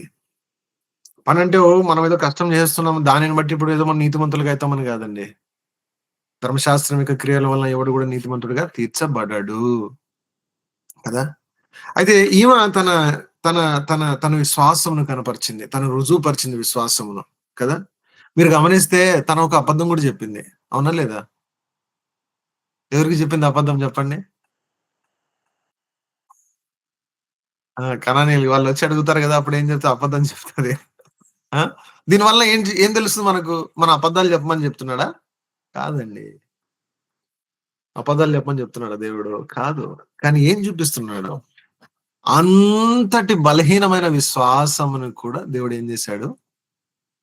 దాన్ని అంగీకరించాడు. కదా! ఆవగించంత విశ్వాసము, అల్ప విశ్వాసము, గొప్ప విశ్వాసము ఇవన్నీ గూడా ఉన్నాయి గదా! గనక అగ్ని చేత పరీక్షించబడుతున్నటువంటి విశ్వాసము, లోకమును జయించినటువంటి విశ్వాసం ఇవన్నీ గూడా ఉన్నాయి కొత్త నిబంధనలో. కదా! ఇవన్నీ గూడా ఉన్నాయి. దాదాపు 5 ఉంటాయి అద్భుతమైనటువంటివి. గనక ఇయన్నిటిలో కూడా ఏంటంట దేవుడు అంగీకరిస్తాడు. విశ్వాసం విశ్వాసమే. విశ్వాసమును అంగీకరించాడు. దేని వల్ల ఆమెకు విశ్వాసం పుట్టుకొచ్చింది? చెప్పండి. దేని వల్ల ఆమెకు విశ్వాసం పుట్టుకొచ్చిందంట? ఆమె 40 సంవత్సరాల క్రితం జరిగినటువంటి సంగతుల గురించి విని, ఆమెలో విశ్వాసం అనేటువంటిది పుట్టుకొస్తుంది. మీరు గమనిస్తున్నారా అక్కడ? అద్భుతమైనటువంటి సంగతి. చూడండి 10వ వచనంలో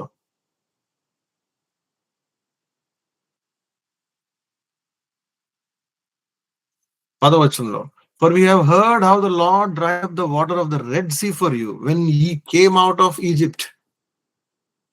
What he did unto the two kings of the Amorites that were on the other side of Jordan, Sihon and Og, whom he utterly destroyed."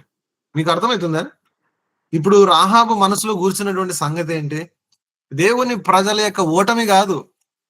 వాళ్ళ ఓటమి అంతా ఎక్కడుంది చెప్పండి? అరణ్యం మధ్యలో ఉంది. 40 సంవత్సరాల మధ్యలో ఉంది. కానీ ఆమె మనసులో అంతా కూడా ఉన్నది ఏంటి చెప్పండి? దేవుని ప్రజల జీవితంలో దేవుడు చేసినటువంటి అద్భుతమైన ఆశ్చర్యమైనటువంటి ఆరంభ కార్యము, అప్పటి వరకు జరిగినటువంటి లేటెస్ట్ లేదంటే అప్పటి వరకు జస్ట్ రీసెంట్‌గా జరిగినటువంటి అద్భుతమైన కార్యము. ఆరంభ కార్యం ఏంటి చెప్పండి? ఎర్ర సముద్రం పాయలు చేసి ఎట్లా తీసుకొనొచ్చాడని చెప్పి గుర్తుపట్టింది. 40 సంవత్సరాలు ఎన్నో విషయాలున్నాయి. అవన్నీ గూడా ఆమెకు చెప్పారో లేదో తెలియదు గానీ, ఆమె మనసులో అయితే లేవవి. ఆమె మనసులో ఏమని చెప్పండి? తిరిగి వారు 40 సంవత్సరాల యొక్క అరణ్య యాత్ర దాదాపు ముగింపులోనికొచ్చినప్పుడు, ఓగు, సీహోను మీద వారు పొందినటువంటి విజయం ఉంది. అలాంటి వారికి ఆమెకేం కలిగింది చెప్పండి? విశ్వాసం కలిగింది. 40 సంవత్సరాల క్రితం జరిగినటువంటి సంగతుల గురించి విశ్వాసం కలిగింది. ఈరోజు దేవుని ప్రజల మధ్యన ఎంతో ఓటమి ఉంది. ఎన్నో అరణ్యాలున్నాయి. ఎన్నో కోరాహు, దాతాను, అభిరాము వంటి పరిస్థితులున్నాయి. అనేకమైనటువంటి సారువారు మిద్యానీయులతో కలిసి చేసినటువంటి వ్యభిచారం ఉంది. అనేకమైనటువంటి జారత్వము, అనేకమైన సంగతులున్నాయి. ఎన్నో ఓటమిలున్నాయి. కానీ నీ మనసులో ఏముంది? దేవుని ప్రజల విషయమై. నీకేం గుర్తుంది? నువ్వేం ఆలోచన చేస్తా ఉన్నావు? రాహాబుకి రెండే గుర్తున్నాయంట. ఎర్ర సముద్రం గుర్తుంది. ఎర్ర సముద్రం మీద విజయం గుర్తుంది. సీహోను, ఓగు మీద దేవుడు చూపించినటువంటి విజయం గుర్తుంది. నీకేం గుర్తుంది దేవుని ప్రజల విషయమై? ఇంకొక అద్భుతమైన మాట చెప్పానండి. ఒక భక్తుడు అంటాడు, అబ్రహామేమో దేవుణ్ణి చూసొచ్చాడంట. రాహాబు దేవుని ప్రజలను చూసొచ్చిందంట.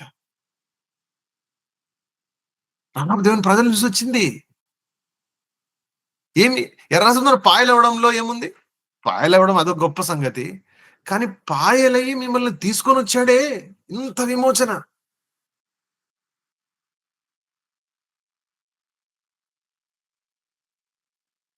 ఇంత విమోచన ఇచ్చాడే! ఇంత పట్టింపు కలిగి ఉన్నాడే మీ దేవుడు మీ గురించి. అంత మాత్రమే కాదు. చూడండి మధ్యలో చెప్తాడు. And he did unto the 2 kings of Amorites and that were on the other side. మీరు చేశారు అంటున్నాడు. అంటుంది. కదా! ఎంత అద్భుతమైనటువంటి సంగతి. నీకు దేవుని ప్రజలు ఏం కనిపిస్తది? నీకు దేవుని ప్రజలు ఏం కనిపిస్తది? కొందరికి ఎప్పుడు నెగెటివ్ కనపడుతది దేవుని ప్రజల్లో. వాళ్ళిట్లా, వీళ్ళిట్లా, వాళ్ళిట్లా, వీళ్ళిట్లా, వాళ్ళిట్లా, వీళ్ళిట్లా, వాళ్ళిట్లా, వీళ్ళిట్లా, వాళ్ళిట్లా, వీళ్ళిట్లా. నువ్వు రాహాబు గాదు. నీకు దేవుని ప్రజల్లో దేవుని యొక్క విజయం కనపడుతుందా? నీకు యేసు ప్రభు బిడ్డల్లో యేసు ప్రభు యొక్క విజయం కనపడుతుందా? అంటే దాన్ని ఆధారం చేసుకున్నావా? వాళ్ళు దేవుని ప్రజలను లెక్క వేయడానికి. లేదంటే వాళ్ళ ఓటమి అరణ్యంలో వాళ్ళు పొందినటువంటి నష్టము దానిని బట్టి వాళ్ళు ఎవరో అనుకుంటున్నావా? వాళ్ళు విమోచించబడినటువంటి దేవుని ప్రజలని చెప్పి గుర్తుపడుతున్నావా లేదా? ఓగు సీహోను మీద దేవుడు వీళ్ళకి విజయం ఇచ్చాడు అని చెప్పి గుర్తుపడుతున్నావా లేదా? అదండి విశ్వాసము. బలహీనమైనటువంటిదే. పెద్దగా తెలియదు. ఏమీ తెలియదు. కానీ దేవుడు తన ప్రజల ఎడల చేసినటువంటి సంగతిని బట్టి ఏం చేసింది ఆమె? ఆశ కలిగింది ఆమెకు. ఆశ కలిగింది. నీకు కలుగుతుందా ఆశ? గుర్తుపెట్టుకో, నీళ్లు పోసిన వానికి నీళ్లు పోయబడతాయంట. దేవుని కనికరించు దేవుని ప్రజలను. తప్పులు పట్టొద్దు. నీకు తప్పులు లేవా? నీకు తప్పులు లేవా? దేవుని ప్రజలను తప్పుల్లోంచి బాగు చేయడం అనేటువంటిది వాళ్ళ తప్పులే ఎత్తి చూపడం కాదు. ఏంటంట? వారిని ప్రేమించే కొలది, వారికి దగ్గరకొచ్చే కొలది, వారిలో ఉన్న దేవుణ్ణి చూసే కొలది కదా! వారితో కలిసి దేవుణ్ణి వెంబడించే కొలది దేవుడు పని చేస్తాడు. సరే ముందుకెళ్దాం. సరే ఇంకొక సంగతి జరుగుతుంది. దాని తర్వాత చెప్పారు. ఈ కథ అంతా మనకు తెలిసిందే. వాళ్ళేమన్నారు?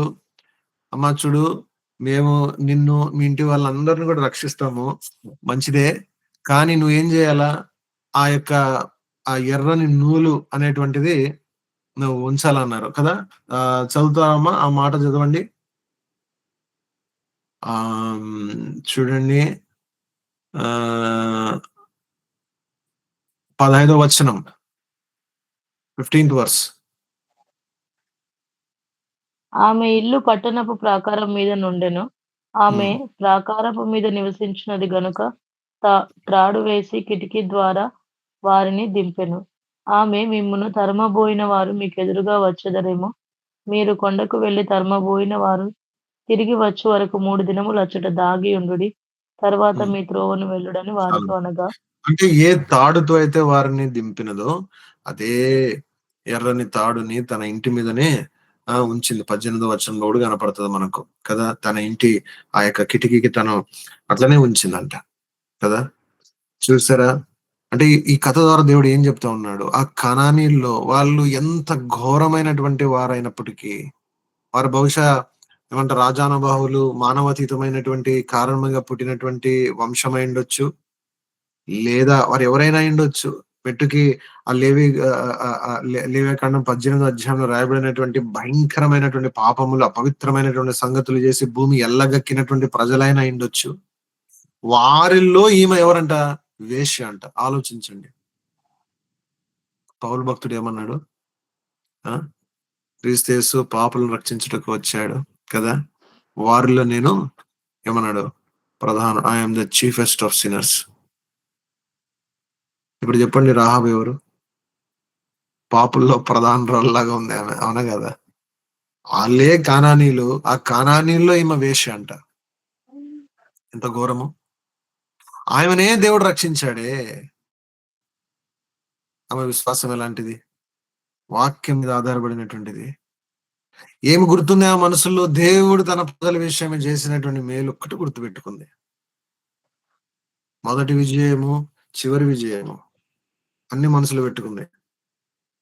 చాలా సార్లు నీ జీవితంలో నష్టపోవడానికి కారణం ఏంటో తెలుసా? నువ్వు అక్కడే ఆగిపోవడానికి కారణం ఏంటో తెలుసా? పక్కన వాడిని చూసి, పక్కోడు ఇలాగున్నాడు, వాడిలాగున్నాడు, వీడిలాగున్నాడు. అంటే గుర్తుపట్టాలా. గుర్తుపట్టి వారిని ద్వేషించడం గాదు. గుర్తుపట్టి వారి కోసం ప్రార్థన చేయడము. గుర్తుపట్టి ఓహో! ఇది నాలో గూడా ఉంది గదా! అని చెప్పి జాగ్రత్త పడ్డం, బాగుపడ్డము. అలాంటి దైవికమైనటువంటి విధానము. అప్పుడు మనము ముందుకెళ్తాం. మనం కథ ముందుకెళ్తది. రాహాబు రక్షణలోనికొచ్చింది. సల్మాను ద్వారా రాహాబు ఎవరిని కన్నది చెప్పండి? బోయేజ్‌ని కన్నది. బోయేజు. గొప్ప ధనవంతుడాయన. గొప్ప ఆశీర్వాదం. బోయజు పొలం అంటేనే ఆశీర్వాదం. ఆ బోయజు పొలం మీద అధికారైనటువంటి బోయజు ఎవరి గర్భంలో నుంచి వచ్చాడో చెప్పండి? ఈ వేశ్య గర్భంలో నుంచి వచ్చాడు. ఇది మీరు అనుకోవచ్చు అన్న ఏందన్న వేశ్య అని చెప్పేసి అట్లా అంటున్నారు. మీరు బైబిల్‌లో ఎక్కడ తిరిగేసి చూసినా గూడా ఆమె పేరు ఎనకాల అదుంటది. రాహాబ్ ద హార్లట్ అంటాడు. వేశ్య అయినటువంటి రాహాబ్. ఇంకోటి గమనించారా? ఆమె దగ్గర క్రియలు లేవు. క్రియలు ఆమె వృత్తే ఏంటి చెప్పండి? వేశ్య. ఏం చెప్పుకుంటది ఆమె తన క్రియల గురించి? అసలు నా క్రియల గురించి వద్దండి అంటది. అసలు వద్దండి, వద్దండి నా క్రియల గురించి ఏం చెప్పొద్దండి అంటది. వద్దండి, వద్దండి అంటది. మరేంటి విశ్వాసం అంటే? క్రియలు లేవా? ఉన్నాయే. ఎవరిని దాచిపెట్టిందంట ఆమె? ఆ వేగువారిని దాచిపెట్టిందంట. ఈ ఇద్దరి వేగువారు ఎవరు చెప్పండి? ఇద్దరు. బైబిల్‌లో ఇద్దరు. బైబిల్‌లో నంబర్ 2 లేదంటే 2 అనేటువంటి సంఖ్యకు చాలా లోతైనటువంటి అంటే చాలా లోతైన చాలా రకాలైనటువంటి అర్థాలున్నాయి. ఒకటేంటంటే విభజన, ఒకటేంటంటే అపోజిషన్, ఒకటేంటంటే ఆ మార్పు అనేటువంటిది చూపెట్టి ఇలాంటి అనేకమైనటువంటి విషయాలున్నాయి. పాజిటివ్ కూడా ఉన్నాయి. కొన్ని నెగెటివ్ కూడా ఉన్నాయి. ఈ వీళ్ళిద్దరు ఎవరు అంటే వీళ్ళిద్దరూ ఎఫెసీ పత్రికలో ఒక మాట చెప్తాడు. చూడండి ఎఫెసీ రాసినటువంటి పత్రికలో ఒక మాట. ఇప్పుడు ఇదంతా మనం ఆత్మీయంగా అర్థం చేసుకోవడానికి ట్రై చేస్తున్నాం కదా! ఇప్పుడు యెహోషువ గ్రంథము దాదాపు చూస్తే ఎఫెసీ పత్రికకు ఎంతో సమీపంగా ఉండేటువంటిది. అక్కడ కూడా ఏంటంటే మనం క్రీస్తు ప్రభుతో పాటు పరలోక స్థలంలో కూర్చుండబెట్టబడి ఉన్నాము అనేటువంటి అనుభవము. అంటే పొసెస్ యువర్ పొజిషన్. లేదంటే యేసు ప్రభులో ఉన్నటువంటి ఆ యొక్క ఆ యొక్క కృపా మహదైశ్వర్యము, కృపా మహదైశ్వర్యము ఇవన్నీ కూడా ఇప్పటికే అని చెప్తున్నటువంటి గ్రంథము. ఎఫెసీ రాసినటువంటి పత్రిక. అయితే ఇక్కడ వారు దాని లోనికి ప్రవేశించడానికి ఒక 2 సంగతులు అవసరం. చూడండి అవేంటి? 2, 3 సంగతులు అవసరం. మొదటి అధ్యాయము ఎఫెసీయులకు రాసినటువంటి పత్రిక. మొదటి అధ్యాయము ఒక ప్రార్థన చేస్తున్నాడు పౌలు. 17వ వచనం నుండి కలిసుంటాయి వరుస వచనాలన్నీ గూడా. కాబట్టి దాదాపు 17వ వచనము నుండి చదువుతారా?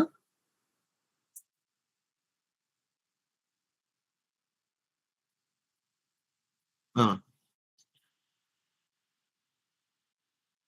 హ్మ్. హ్మ్. మెల్లిగా. ఏంటంట, మొదటిగా ఏంటంట, మీ మనోనేత్రాలు వెలిగింపబడి మరొకసారి చదవమ్మా ఆరంభం నుండి. హ్మ్.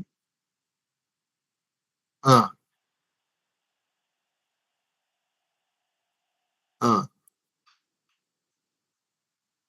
ఆ! ఆ! ఆ! ఆ!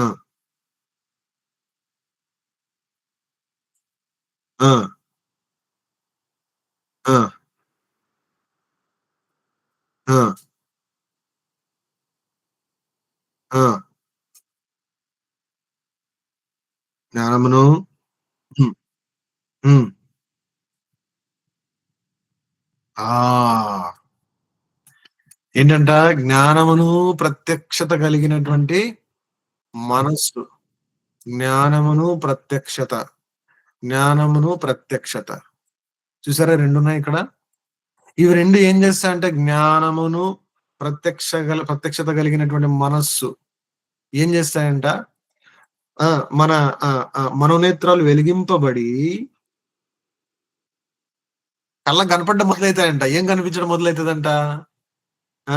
ఏంటంట ఆయన పిలుపు వలన నిరీక్షణ ఎటువంటిదో నేను ఇంగ్లీష్ బైబిల్‌లో చదివాను. But the hope of his calling అంటే నిరీక్షణ ఎటువంటిదో ఎంతటి గొప్ప స్థానముకు, ఎంతటి గొప్ప ఆ యొక్క ప్రభావ మహిమనకు స్వాస్థ్యమునకు పిలిచానటువంటి ఆ సంగతి. ఆ తర్వాత పరిశుద్ధులలో ఆయన ఆయన కృప యొక్క ఆ యొక్క the riches of the glory of his inheritance in the sense అంటే ఆ యొక్క స్వాస్థ్యం ఎటువంటిదో అంత మాత్రమే కాదంట. And what is the exceeding greatness of his power towards us who believe according to the working of his mighty power. అనే మన ఎడల పనిచేస్తున్నటువంటి మహత్తరమైనటువంటి ఆయన శక్తి ఎటువంటిదో ఇవన్నీ ఇరుగుతాయంట. ఇవన్నీ ఎవరిలాగా ఉన్నాయి? ఆ వేగు చూడడానికి ఎళ్ళినటువంటి సందర్భంలాగా లేవు. వేగు చూడాల. వేగు చూడాల. జ్ఞానము, ప్రత్యక్షత యొక్క మనస్సు. Wisdom and revolution. Wisdom and revolution. Wisdom and revolution. ఏంటి విజ్డమ్ అండ్ రెవల్యూషన్ ప్రభు అనుమతిస్తే వచ్చే వారం చూద్దాము. అయితే జ్ఞానం యొక్కయు, ప్రత్యక్షత యొక్కయు మనస్సు ఇవి 2 ఉంటే ఏం చేస్తాడంటే ఇవి 2 ఎళ్లి చూస్తాయంట. దేన్ని చూస్తాయంట? మన నేత్రాలు వెలిగించబడి వీటికి కంటికి కనపడతాయంట. ఏం కనపడతాయంట? ఆయన పిలుపు ఎటువంటిదో, ఆయన పరిశుద్ధుల్లో మన కొరకై నిర్మించినటువంటి, ఉంచినటువంటి స్వాస్థ్యం ఎటువంటిదో అంత మాత్రమే కాదు. మహత్తరమైనటువంటి మన ఎడల ఆయన వినియోగిస్తున్నటువంటి ఆయన శక్తి ఎటువంటిదో ఇవన్నీ గూడా కనపడతాయంట. అవి కనపడాలంటే ఏమివ్వాల దేవుడు? మనకి ఏం కలగాల మనసులో? జ్ఞానము, ప్రత్యక్షత కలిగినటువంటి మనస్సు. ఇంకా ఆ ఇద్దరు వేగువారికి అనేకమైనటువంటి నిర్వచనాలు చెప్పేవాళ్ళున్నారు. ఉన్నాయి గూడా. లేదని చెప్పట్లేదు నేను. కానీ మన లైన్ ఆఫ్ థాట్ మనం ఏదైతే మనం చూస్తున్నామో దీన్ని యేసు ప్రభువులో స్వాస్థ్యమును స్వాధీనపరుచుకునేటువంటి ఒక గ్రంథముగా యెహోషువ గ్రంథమును చూస్తున్నాము. దాంట్లో ఈ ఇద్దరు మనకట్లా కనపడుతున్నారు. కదండీ! చాలా మంది ఇంకా పోల్చారు. ఎట్లా లోతు, సొదొమ, గొమొర్రా యొక్క కథలో ఎలాగ ఇద్దరు ఏమంటారు ఇద్దరు ఆహ్, ఆహ్, దూతలు వెళ్తారో, అలాగే ఇద్దరు ఇక్కడ మనుషులెళ్లారు. ఇవన్నీ విషయాలు చెప్పారు. ఇంకెన్నో పోలికలున్నాయి. ఆ సొదొమ, గొమొర్రా కథకు, యెరికో కథకు. కానీ మనకు అర్థమవుతున్నటువంటి భాగంలో మనం జూస్తే, మనం లైన్ ఆఫ్ థాట్ ఏదైతే మనదుందో, దాంట్లో మనం జూస్తే జ్ఞానము యొక్కయు ప్రత్యక్షత కలిగినటువంటి మనస్సు దేవుడివ్వాలని జెప్పి ప్రార్థన జేస్తున్నాడంట. కదా! ఆ మనసు ఉంటే అప్పుడు కంటికి కనపడతదంట. కానీ మన నేత్రాలు వెలిగించబడి కనపడదంట. వేగు జూసొచ్చినట్టుగా కనపడుతుంది. ఏం కనపడతది? ఆయన పిలుపు ఎటువంటిదో, ఆయన స్వాస్థ్యం ఎటువంటిదో, ఆయన శక్తి ఎటువంటిదో ఈ 3 సంగతులు కనపడతాయంట. ఈ 3 సంగతులు కనపడతాయి. ఇవి కనపడితే ఇంక అన్ని కనిపించేసినట్టే. ఇది కనపడితే విజయం వచ్చేసినట్టే. గనక ఈ ముగ్గురు వీరిద్దరెళ్లారు. వీరిద్దరెళ్లారక్కడ. అక్కడ రాహాబు కనిపించింది. వీళ్ళు చూసి చక్కటి మాటను, చక్కటి వార్తను తీసుకొనొచ్చారు. కదా! తీసుకొనొచ్చారు. ఒక మాట చెప్తాడు ఇక్కడ 24లో. చూడండి ఇక్కడ 24లో. 24లో. రెండో అధ్యాయం 24వ వచనము. వీళ్ళు తిరిగి యెహోషువకు వస్తున్నటువంటి మాట చెప్తున్నారు. ఈ ఇద్దరు వచ్చినటువంటి వ్యక్తులు 24లో. And they said unto Joshua, truly the Lord hath delivered into our hands all the land. For even all the inhabitants of the country do faint because of us. కదా! ఆ జనులందరూ ఏమైతున్నారంట? చదవండి. ఆ మాట చదువుతామా? తెలుగులో చదువుతామా సుధాకర్? హ్మ్. ఆ! ఏంటంట ధైర్యం ఆ దేశ నివాసులందరికీ ధైర్యము చెడి ఉన్నది. మీకు గుర్తుందా వీళ్ళు సంఖ్యాకాండము 13, 14 అధ్యాయాల్లో వీళ్ళేం జెప్పారు వచ్చినప్పుడు అప్పట్లో? వీళ్ళంటే మొదటిసారి ఎళ్ళిన 12 మంది వేగు చూసినటువంటి వారు వచ్చి చెప్పినటువంటి మాట ఎట్లా జెప్పారు? చూడండి. ఆహ్, 13 అధ్యాయము వీళ్ళు తిరిగి వచ్చి చెప్పినటువంటి మాట 26 నుంచి ఉంటది చూడండక్కడ.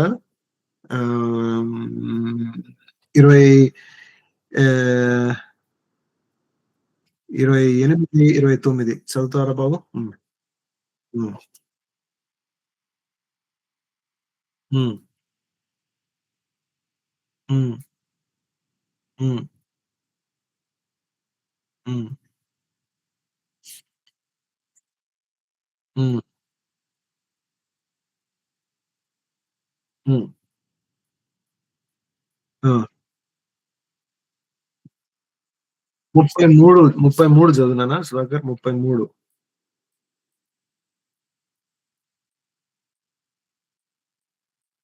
హ్మ్. హ్మ్. అది. అంటే ఆ దేశ జనుల గురించి అట్లా సాక్ష్యం ఇచ్చారు. ఇప్పుడేమైంది చెప్పండి? ఆ దేశ జనుల గురించి వీళ్ళకేం కనపడుతుంది? వీళ్ళు కనిపించినటువంటి సంగతి మనం చదివాము కదా! రెండో అధ్యాయము చివరి వచనములో కదా! వారి ధైర్యము చెడి ఉన్నది అంటాడు. వారి ధైర్యము చెడి ఉంది. కనుక ఇది విశ్వాసము ద్వారా, ఇది జ్ఞానము ప్రత్యక్షత కలిగినటువంటి మన నేత్రాలు వెలిగించబడినటువంటి వేగు చూసేటువంటి విధానము. కదా! ఇంతటితో ఆపుదాము. కానీ మోషే పంపించినటువంటి 12 మంది ఎళ్లారు కదా! 10 మంది చెడు వార్త తీసుకొనొచ్చారు. అక్కడ వాళ్ళెళ్ళినటువంటి విధానం ఏంటి? అది it's a spying of doubt. Spying of doubt. వాళ్ళు పరిస్థితులను చూసి, వెలుచూపుని బట్టి చూసి వారు అధైర్యపడ్డారు. వచ్చి ఇతరులను గూడా అధైర్యపరిచారు. కానీ ఇట్లా చూడండి ఇది వేగు చేసేటువంటి అసలైనటువంటి విధానము. ఇది అసలైనటువంటి విధానం. అందుకే కొన్ని సార్లు అనుకుంటాం అది పంపించడం తప్పు గదా! మరి యెహోషువ ఎందుకు పంపించాడని జెప్పి. అన్ని అట్లా ఉండవు. అన్ని అట్లా కట్ అండ్ డ్రై. మనం ఏంటంటే ఇట్లా 2 కేటగిరీలు, ఏదన్నా బైనరీ, ఇది గాని అంటాము. అట్లా ఉండదు. 2 రకాలు ఉంటాయి. 2 కూడా ఉంటాయి కదా! ఇంతటితో మనం ఆగుదాము. అయితే మనం ఈరోజు చూసినటువంటి సంగతులు ఒకసారి మనం రివైజ్ చేస్తాం కదా! స్టార్టింగ్‌లో మనం చూసినటువంటి సంగతి మొట్టమొదటిగా సమస్తము కూడా యేసు ప్రభు యొక్క మరణము, ఆయన పునరుత్థానం మీద ఆధారపడినటువంటి విషయము కదా! రెండోది స్వాస్థ్యమును గురించి చెప్పినటువంటి ప్రిన్సిపల్. అంత మాత్రమే కాదు, యేసు ప్రభుతో మాట్లాడుతున్నటువంటి మాట, there shall not any man be able to stand before thee, నీ ఎదుట ఎవ్వడు కూడా నిలబడలేడు అని చెప్తున్నటువంటి మాట. ఆ తర్వాత ఏమంటున్నాడు, ఈ యొక్క ధర్మశాస్త్ర గ్రంథము నీ నోటి నుంచి ఏమాత్రం తొలగిపోవడానికి వీల్లేదంటున్నాడు కదా. ఇంకా చూసాము ఏంటంట, ఇంకా చూస్తున్నటువంటి సంగతి, మళ్ళీ మనం చూసాం ఇక్కడ ఏంటి, 3 దినముల యొక్క సిద్ధపాటు గురించి, డినైయింగ్ ఆఫ్ యువర్ సెల్ఫ్ అనేటువంటి దాని గురించి. దాంతో 12వ వచనంకి వచ్చేసరికి రూబేనీలు, గాదీలు, మనషే అరగోత్రము గురించి మనం చూసాం. వీళ్ళు ఎలాంటి వారు, ఎలాగ వారు ముందు రుచి దగ్గర ఆగిపోయినటువంటి వారు, సంపూర్ణతలోనికి రావడానికి ఇష్టపడినటువంటి వారు, మొదటిగా గల్లంతపోయినటువంటి వారు అని చెప్పి చూస్తూ వచ్చాం. అంత మాత్రమే కాదు, ఏంటంటే ఇద్దరిని పంపించాడు. ఎవరు ఇద్దరు అంటే, జ్ఞానము ప్రత్యక్షత కలిగినటువంటి మనస్సే కదా. ఎళ్లి ఏం కనిపించింది వీళ్ళకు, ఏం కనిపించింది, ఆయన పిలుపు ఎటువంటిదో, ఆయన స్వాస్థ్యం ఎటువంటిదో, ఆయన శక్తి ఎటువంటిదో కనిపించిందంట. కనిపించి అక్కడే ఇంకొకడు ఉన్నాడంట. అక్కడే ఇంకొక జీవితం ఉంది. ఎవరు చెప్పండి? రాహాబు. ఆమె విశ్వాసము. ఎలాంటి వారు రక్షించబడతారు? ఎలాంటి వారు రక్షించడం మాత్రమే కాదు, దేవుని యొక్క ప్రజలతో, దేవుని యొక్క ప్రణాళికలో, దేవుని యొక్క ఆ పరిచర్యలోనికి, నిజంగా దేవుని యొక్క ఆ సంకల్పంలోనికి ఆమె వచ్చేసింది కదా. యేసుప్రభు వంశవల్లోనికి వచ్చేసింది. సల్మోను బట్టి ఎవరు కన్నదంట? ఆమె బోవేజ్ని కన్నదంట. వచ్చింది దేవుని ప్రణాళిక, దేవుని యేసుప్రభు వంశవల్లోనికి వచ్చేసింది. నువ్వు నేను రావాలంటే మన మనసు దేని మీద ఉండాలా? దేవుని ప్రజలు చేసేటువంటి పొరపాట్ల మీద ఉండాలా? దేవుని ప్రజలు చేసిన నష్టం మీద ఉండాలా? లేదు. దేవుని ప్రజల ఎడల దేవునికి ఉన్నటువంటి ప్రేమ చొప్పున దేవుడు వారి ఎడల చేసినటువంటి అద్భుత ఆశ్చర్య కార్యము అది ఎలాంటిదో దానిని బట్టి ఆమెకి ఎర్ర సముద్రం గుర్తుందంట. ఓగు సీహోను మీద విజయం గుర్తుందంట కదా. ఆమె విశ్వాసంలో కొరత ఉంది. ఆమెకు భయాలు ఉన్నాయి. అబద్ధం చెప్పింది.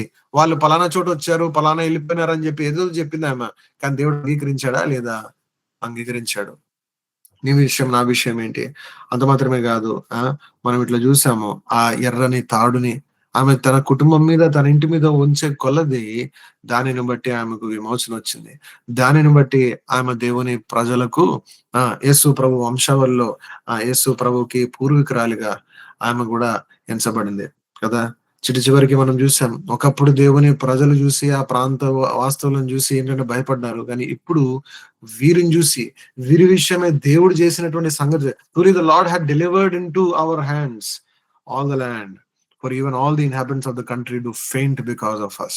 వారి ధైర్యము చెడిందంట. నిజము. కళ్ళు మూసుకోండి.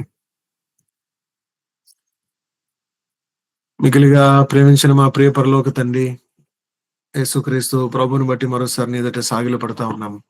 మీరెంతైనా నమ్మదగిన దేవుడు అయినందుకు స్తోత్రములు. ఓ ప్రభా, నీ యొక్క ప్రణాళిక, నీ యొక్క సంకల్పం ఎంతో గొప్పది ప్రభా. ఎన్నో సార్లు నిన్ను మేము మరి ప్రభా అడ్డు వేసేటువంటి వారంగా ఉన్నాము. మా విశ్వాసమును బట్టి, మా విధేయతను బట్టి, మా పాపమును బట్టి, దగ్గర తండ్రి బలమైనటువంటి నీ బాహు, నీ భుజం యొక్క రక్షణ విమోచనను చూడలేనటువంటి బలహీనులుగా ఉన్నాం ప్రభా. దయచేసి మమ్మల్ని క్షమించండి. ఎన్నోసార్లు ప్రభా ఈ బైబిల్ స్టడీ, వాక్యము, వీటిని ఇట్లా వినడము, ఇలాగా ఏదో మరి రుచికరమైనటువంటి సంగతుల్లాగా, దురద చెవులు కలిగినటువంటి వారిలాగా ఈ సంగతులను సేకరించుకొని సంగతులను ప్రభా కలిగి ఉండడమే భక్తి అనుకునేటువంటి మోసంలో కూడా ఉన్నటువంటి వారమే. దయచేసి మమ్మల్ని క్షమించండి. దయచేసి మమ్మల్ని కడగమని ప్రార్థిస్తా ఉన్నాం. దగ్గర తండ్రి యెహోషువ గ్రంథమును బట్టి స్తోత్రములు. ద్వితీయోపదేశ కాండం తర్వాత మీరు ఉంచినటువంటి యెహోషువ గ్రంథమును బట్టి స్తోత్రములు. వాటి మాటలను బట్టి, వట్టి రెండో మారు ఉపదేశం మాత్రమే కాదు ప్రభా, యెహోషువ గ్రంథములో ఆ విజయము, దాని అనుభవము, ప్రభా అభ్యాసము ఉన్నందును బట్టి స్తోత్రములు. దగ్గర తండ్రి ప్రభా, మోషే నా సేవకుడు మృతునందున గనుక నీవు లేచి అని చెప్పినటువంటి మాటను బట్టి స్తోత్రములు తండ్రి. చెప్పిన మాటను బట్టి స్తోత్రములు. ఆ స్వాస్థ్యమును గురించి, అది నేను మీకు ఇచ్చి ఉన్నాను అని చెప్పినటువంటి మాటను బట్టి స్తోత్రములు ప్రభా. ఇవన్నీ కూడా యేసుక్రీస్తు ప్రభువులో చేసినందును బట్టి స్తోత్రములు ప్రభా. పాపం విషయం ఆయన ఒక మారుని మరణించాడు, మరణమికి మీదట ఆయన మీద అధికారం లేదు అని చెప్పినట్టున్నందును బట్టి స్తోత్రములు. దయగల తండ్రి, ఇవన్నీ కూడా ఆయన జీవముతో ముడిపడినందును బట్టి స్తోత్రములు ప్రభా మేము ఆయనతో పాటు మరణ భూస్థాపన పునరుత్థానంలో ఐక్యపరచబడినందును బట్టి స్తోత్రములు. దయగల తండ్రి, ఏ మనుషుడు కూడా ఆయన ఎదుట ఏమాత్రం నిలవడనేరనందుకు స్తోత్రములు. అంత మాత్రమే కాదు ప్రభా, నీ యొక్క ధర్మశాస్త్ర గ్రంథం మా నోటి నుంచి తొలగిపోకుండా ప్రభా దివారాత్రం దానిలో ధ్యానించి ప్రభా దాని విషయంలో రాయబడినటువంటి సంగతులు జరిగించుటకు జాగ్రత్త పడేటువంటి విధంగా మీరు మాకు చేసినటువంటి హెచ్చరికను బట్టి స్తోత్రములు. మా నోటి మాటను భద్రపరచండి. సరసోక్తులు, వ్యర్థమైనటువంటి పోకిరి మాటలు, అలరి మాటలు, దయగల తండ్రి ప్రభా, ఇలాంటి సంగతులు మా జీవితంలో ఇవి మీకు తగినవి కాదు అని చెప్పినటువంటి రీతిగా మేము జీవించగలటకు సహాయం చేయమని ప్రార్థిస్తా ఉన్నాం. సామెతల గ్రంథం 25:11 జ్ఞాపకం చేసినటువంటి మాటల ప్రకారంగా దయగల తండ్రి బంగారు పళ్ళు ప్రభా ఆ యొక్క ప్రభా మరి చక్కటి పళ్ళెములో ప్రభా మరి అమర్చబడినటువంటి చక్కటి పండ్ల వలె మా జీవితం మా మాటలు ఉండగలటకు సాయం చేయమని ప్రార్థిస్తా ఉన్నాం. మా తండ్రి, అంత మాత్రమే కాదు, మళ్ళా ఎవరమ్మ కూడా రూబేని, గాదిని ప్రభా మనష్య గోత్రం వలె ప్రభా ఓగు సిహోను మీద కొంత విజయం చూసి ప్రభా అక్కడ ఉన్నటువంటి పరిస్థితులంతా కూడా అనుకూలంగా ఉన్నటువంటి చూసి అక్కడే ఆగిపోయేటువంటి వారముగా ఉండక మళ్ళీ భద్రపరచు. మేఘల తండ్రి, భార్య పిల్లలు, అక్కడ ఉన్నటువంటి ప్రభా మరి పాడి పంటలు దానిని చూసి అక్కడే అనుకూలంగా ఉండేటువంటి పరిస్థితి నుంచి దయచేసి విడిపించమని ప్రార్థిస్తా ఉన్నాం. సంపూర్ణతలోనికి రాగలటకు సహాయం చేయమని ప్రార్థిస్తా ఉన్నాం. అంత మాత్రమే కాదు ప్రభా, తిరిగి ప్రభా నువ్వు పంపించినటువంటి ఆ ఇద్దరు వేగువారిని బట్టి స్తోత్రములు. జ్ఞానము మరి ప్రత్యక్షత యొక్క మనస్సు మాకు అనుగ్రహించండి ప్రభా. అలాగునే వెళ్ళి మన నేత్రాలు వెలిగించబడి నిజముగా వేగు చూడగలటకు ఆ భూమి ఎంత గొప్పదో, నీ పిలుపు ఎంత గొప్పదో ప్రభా, నీ స్వాస్థ్యం ఎంత గొప్పదో ప్రభా, మరి నీ శక్తి మాయలు ఎంత గొప్పదో మేము ఎరగలటకు సాయం చేయమని ప్రార్థిస్తా ఉన్నాం. దగ్గర తండ్రి రాహాబోలే మేము కూడా దేవుని ప్రజలతో ఐక్యపరచగలటకు సహాయం చేయండి. రాహాబోలే మేము కూడా దేవుని ప్రజలలో ప్రభా దేవుడు చేస్తున్న కార్యమును చూసి ప్రభా మనసులో ఉంచగలటకు సాయం చేయమని ప్రార్థిస్తా ఉన్నాం. దేవుని ప్రజల్లో ఉన్నటువంటి బలహీనతలు, పొరపాట్లను బట్టి వారిని ప్రభా మరి చిన్న చూపు చూడక దగ్గర దేవుణ్ణి ఘనపరచగలటకు సాయం చేయండి. మాకు విశ్వాసం నేర్పించు ప్రభా, విశ్వాసం నేర్పించు. రాహాబుకి ఎలాగైతే ఎర్ర సముద్రము గుర్తుందో, రాహాబుకి ఎలాగైతే ఓగు సిహోను గుర్తున్నారో, అలాగున ప్రభా మేము కూడా నీ మహత్తరమైనటువంటి శక్తిని నీ ప్రజల్లో చేసినటువంటి కార్యారంభమును మేము చూసి ప్రభా నీ యందు విశ్వాసం ఉంచు. ఆ రీతిగా మేము కూడా ప్రభా అందులో పాలు పొందగలటకు సాయం చేయండి. దేవుని ప్రజల్లో నువ్వు చేసినటువంటి కార్యము చూచినటువంటి రాహాబు, విన్నటువంటి రాహాబు, విశ్వాసం కలిగినటువంటి రాహాబు మత్తయి సువార్త 1వ అధ్యాయానికి ఆ యేసు క్రీస్తు ప్రభు యొక్క వంశావళిలోనికి, దేవుని ప్రణాళికలోనికి తను కూడా తీసుకురాబడింది. అందును బట్టి స్తోత్రములు. మేము కూడా అలాగనే దేవుని ప్రణాళికలోనికి, దేవుని పరిచర్యలోనికి, దేవుని నెక్కల్లోనికి అలాగనే రాగలమని మేము నేర్చుకున్నట్టుకు సాయం చేయమని ప్రార్థిస్తా ఉన్నాం. నిరంతరము మా ఇంటి మీద ఆ యొక్క ప్రభా ఎర్రని ఆ తాడు, ఆ యొక్క రక్త వర్ణము కలిగినటువంటి ప్రభా ఆ యొక్క మరి నూలు మేము ఉంచగలటకు మాకు సహాయం చేయ ప్రభా. దయచేసి యవనస్తులు జ్ఞాపకం చేసుకో.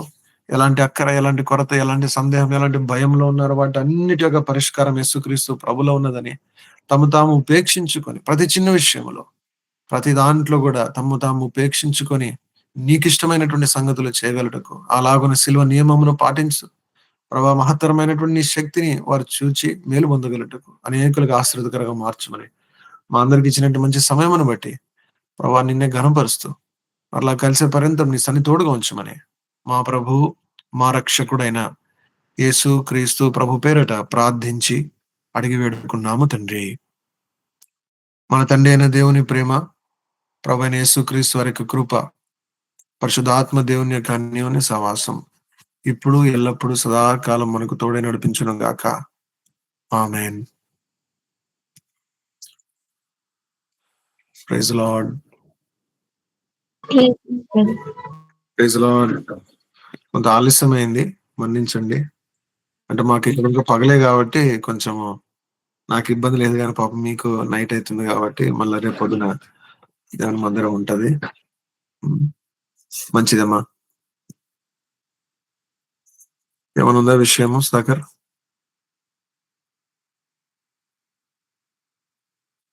ఓకే, అలాగే.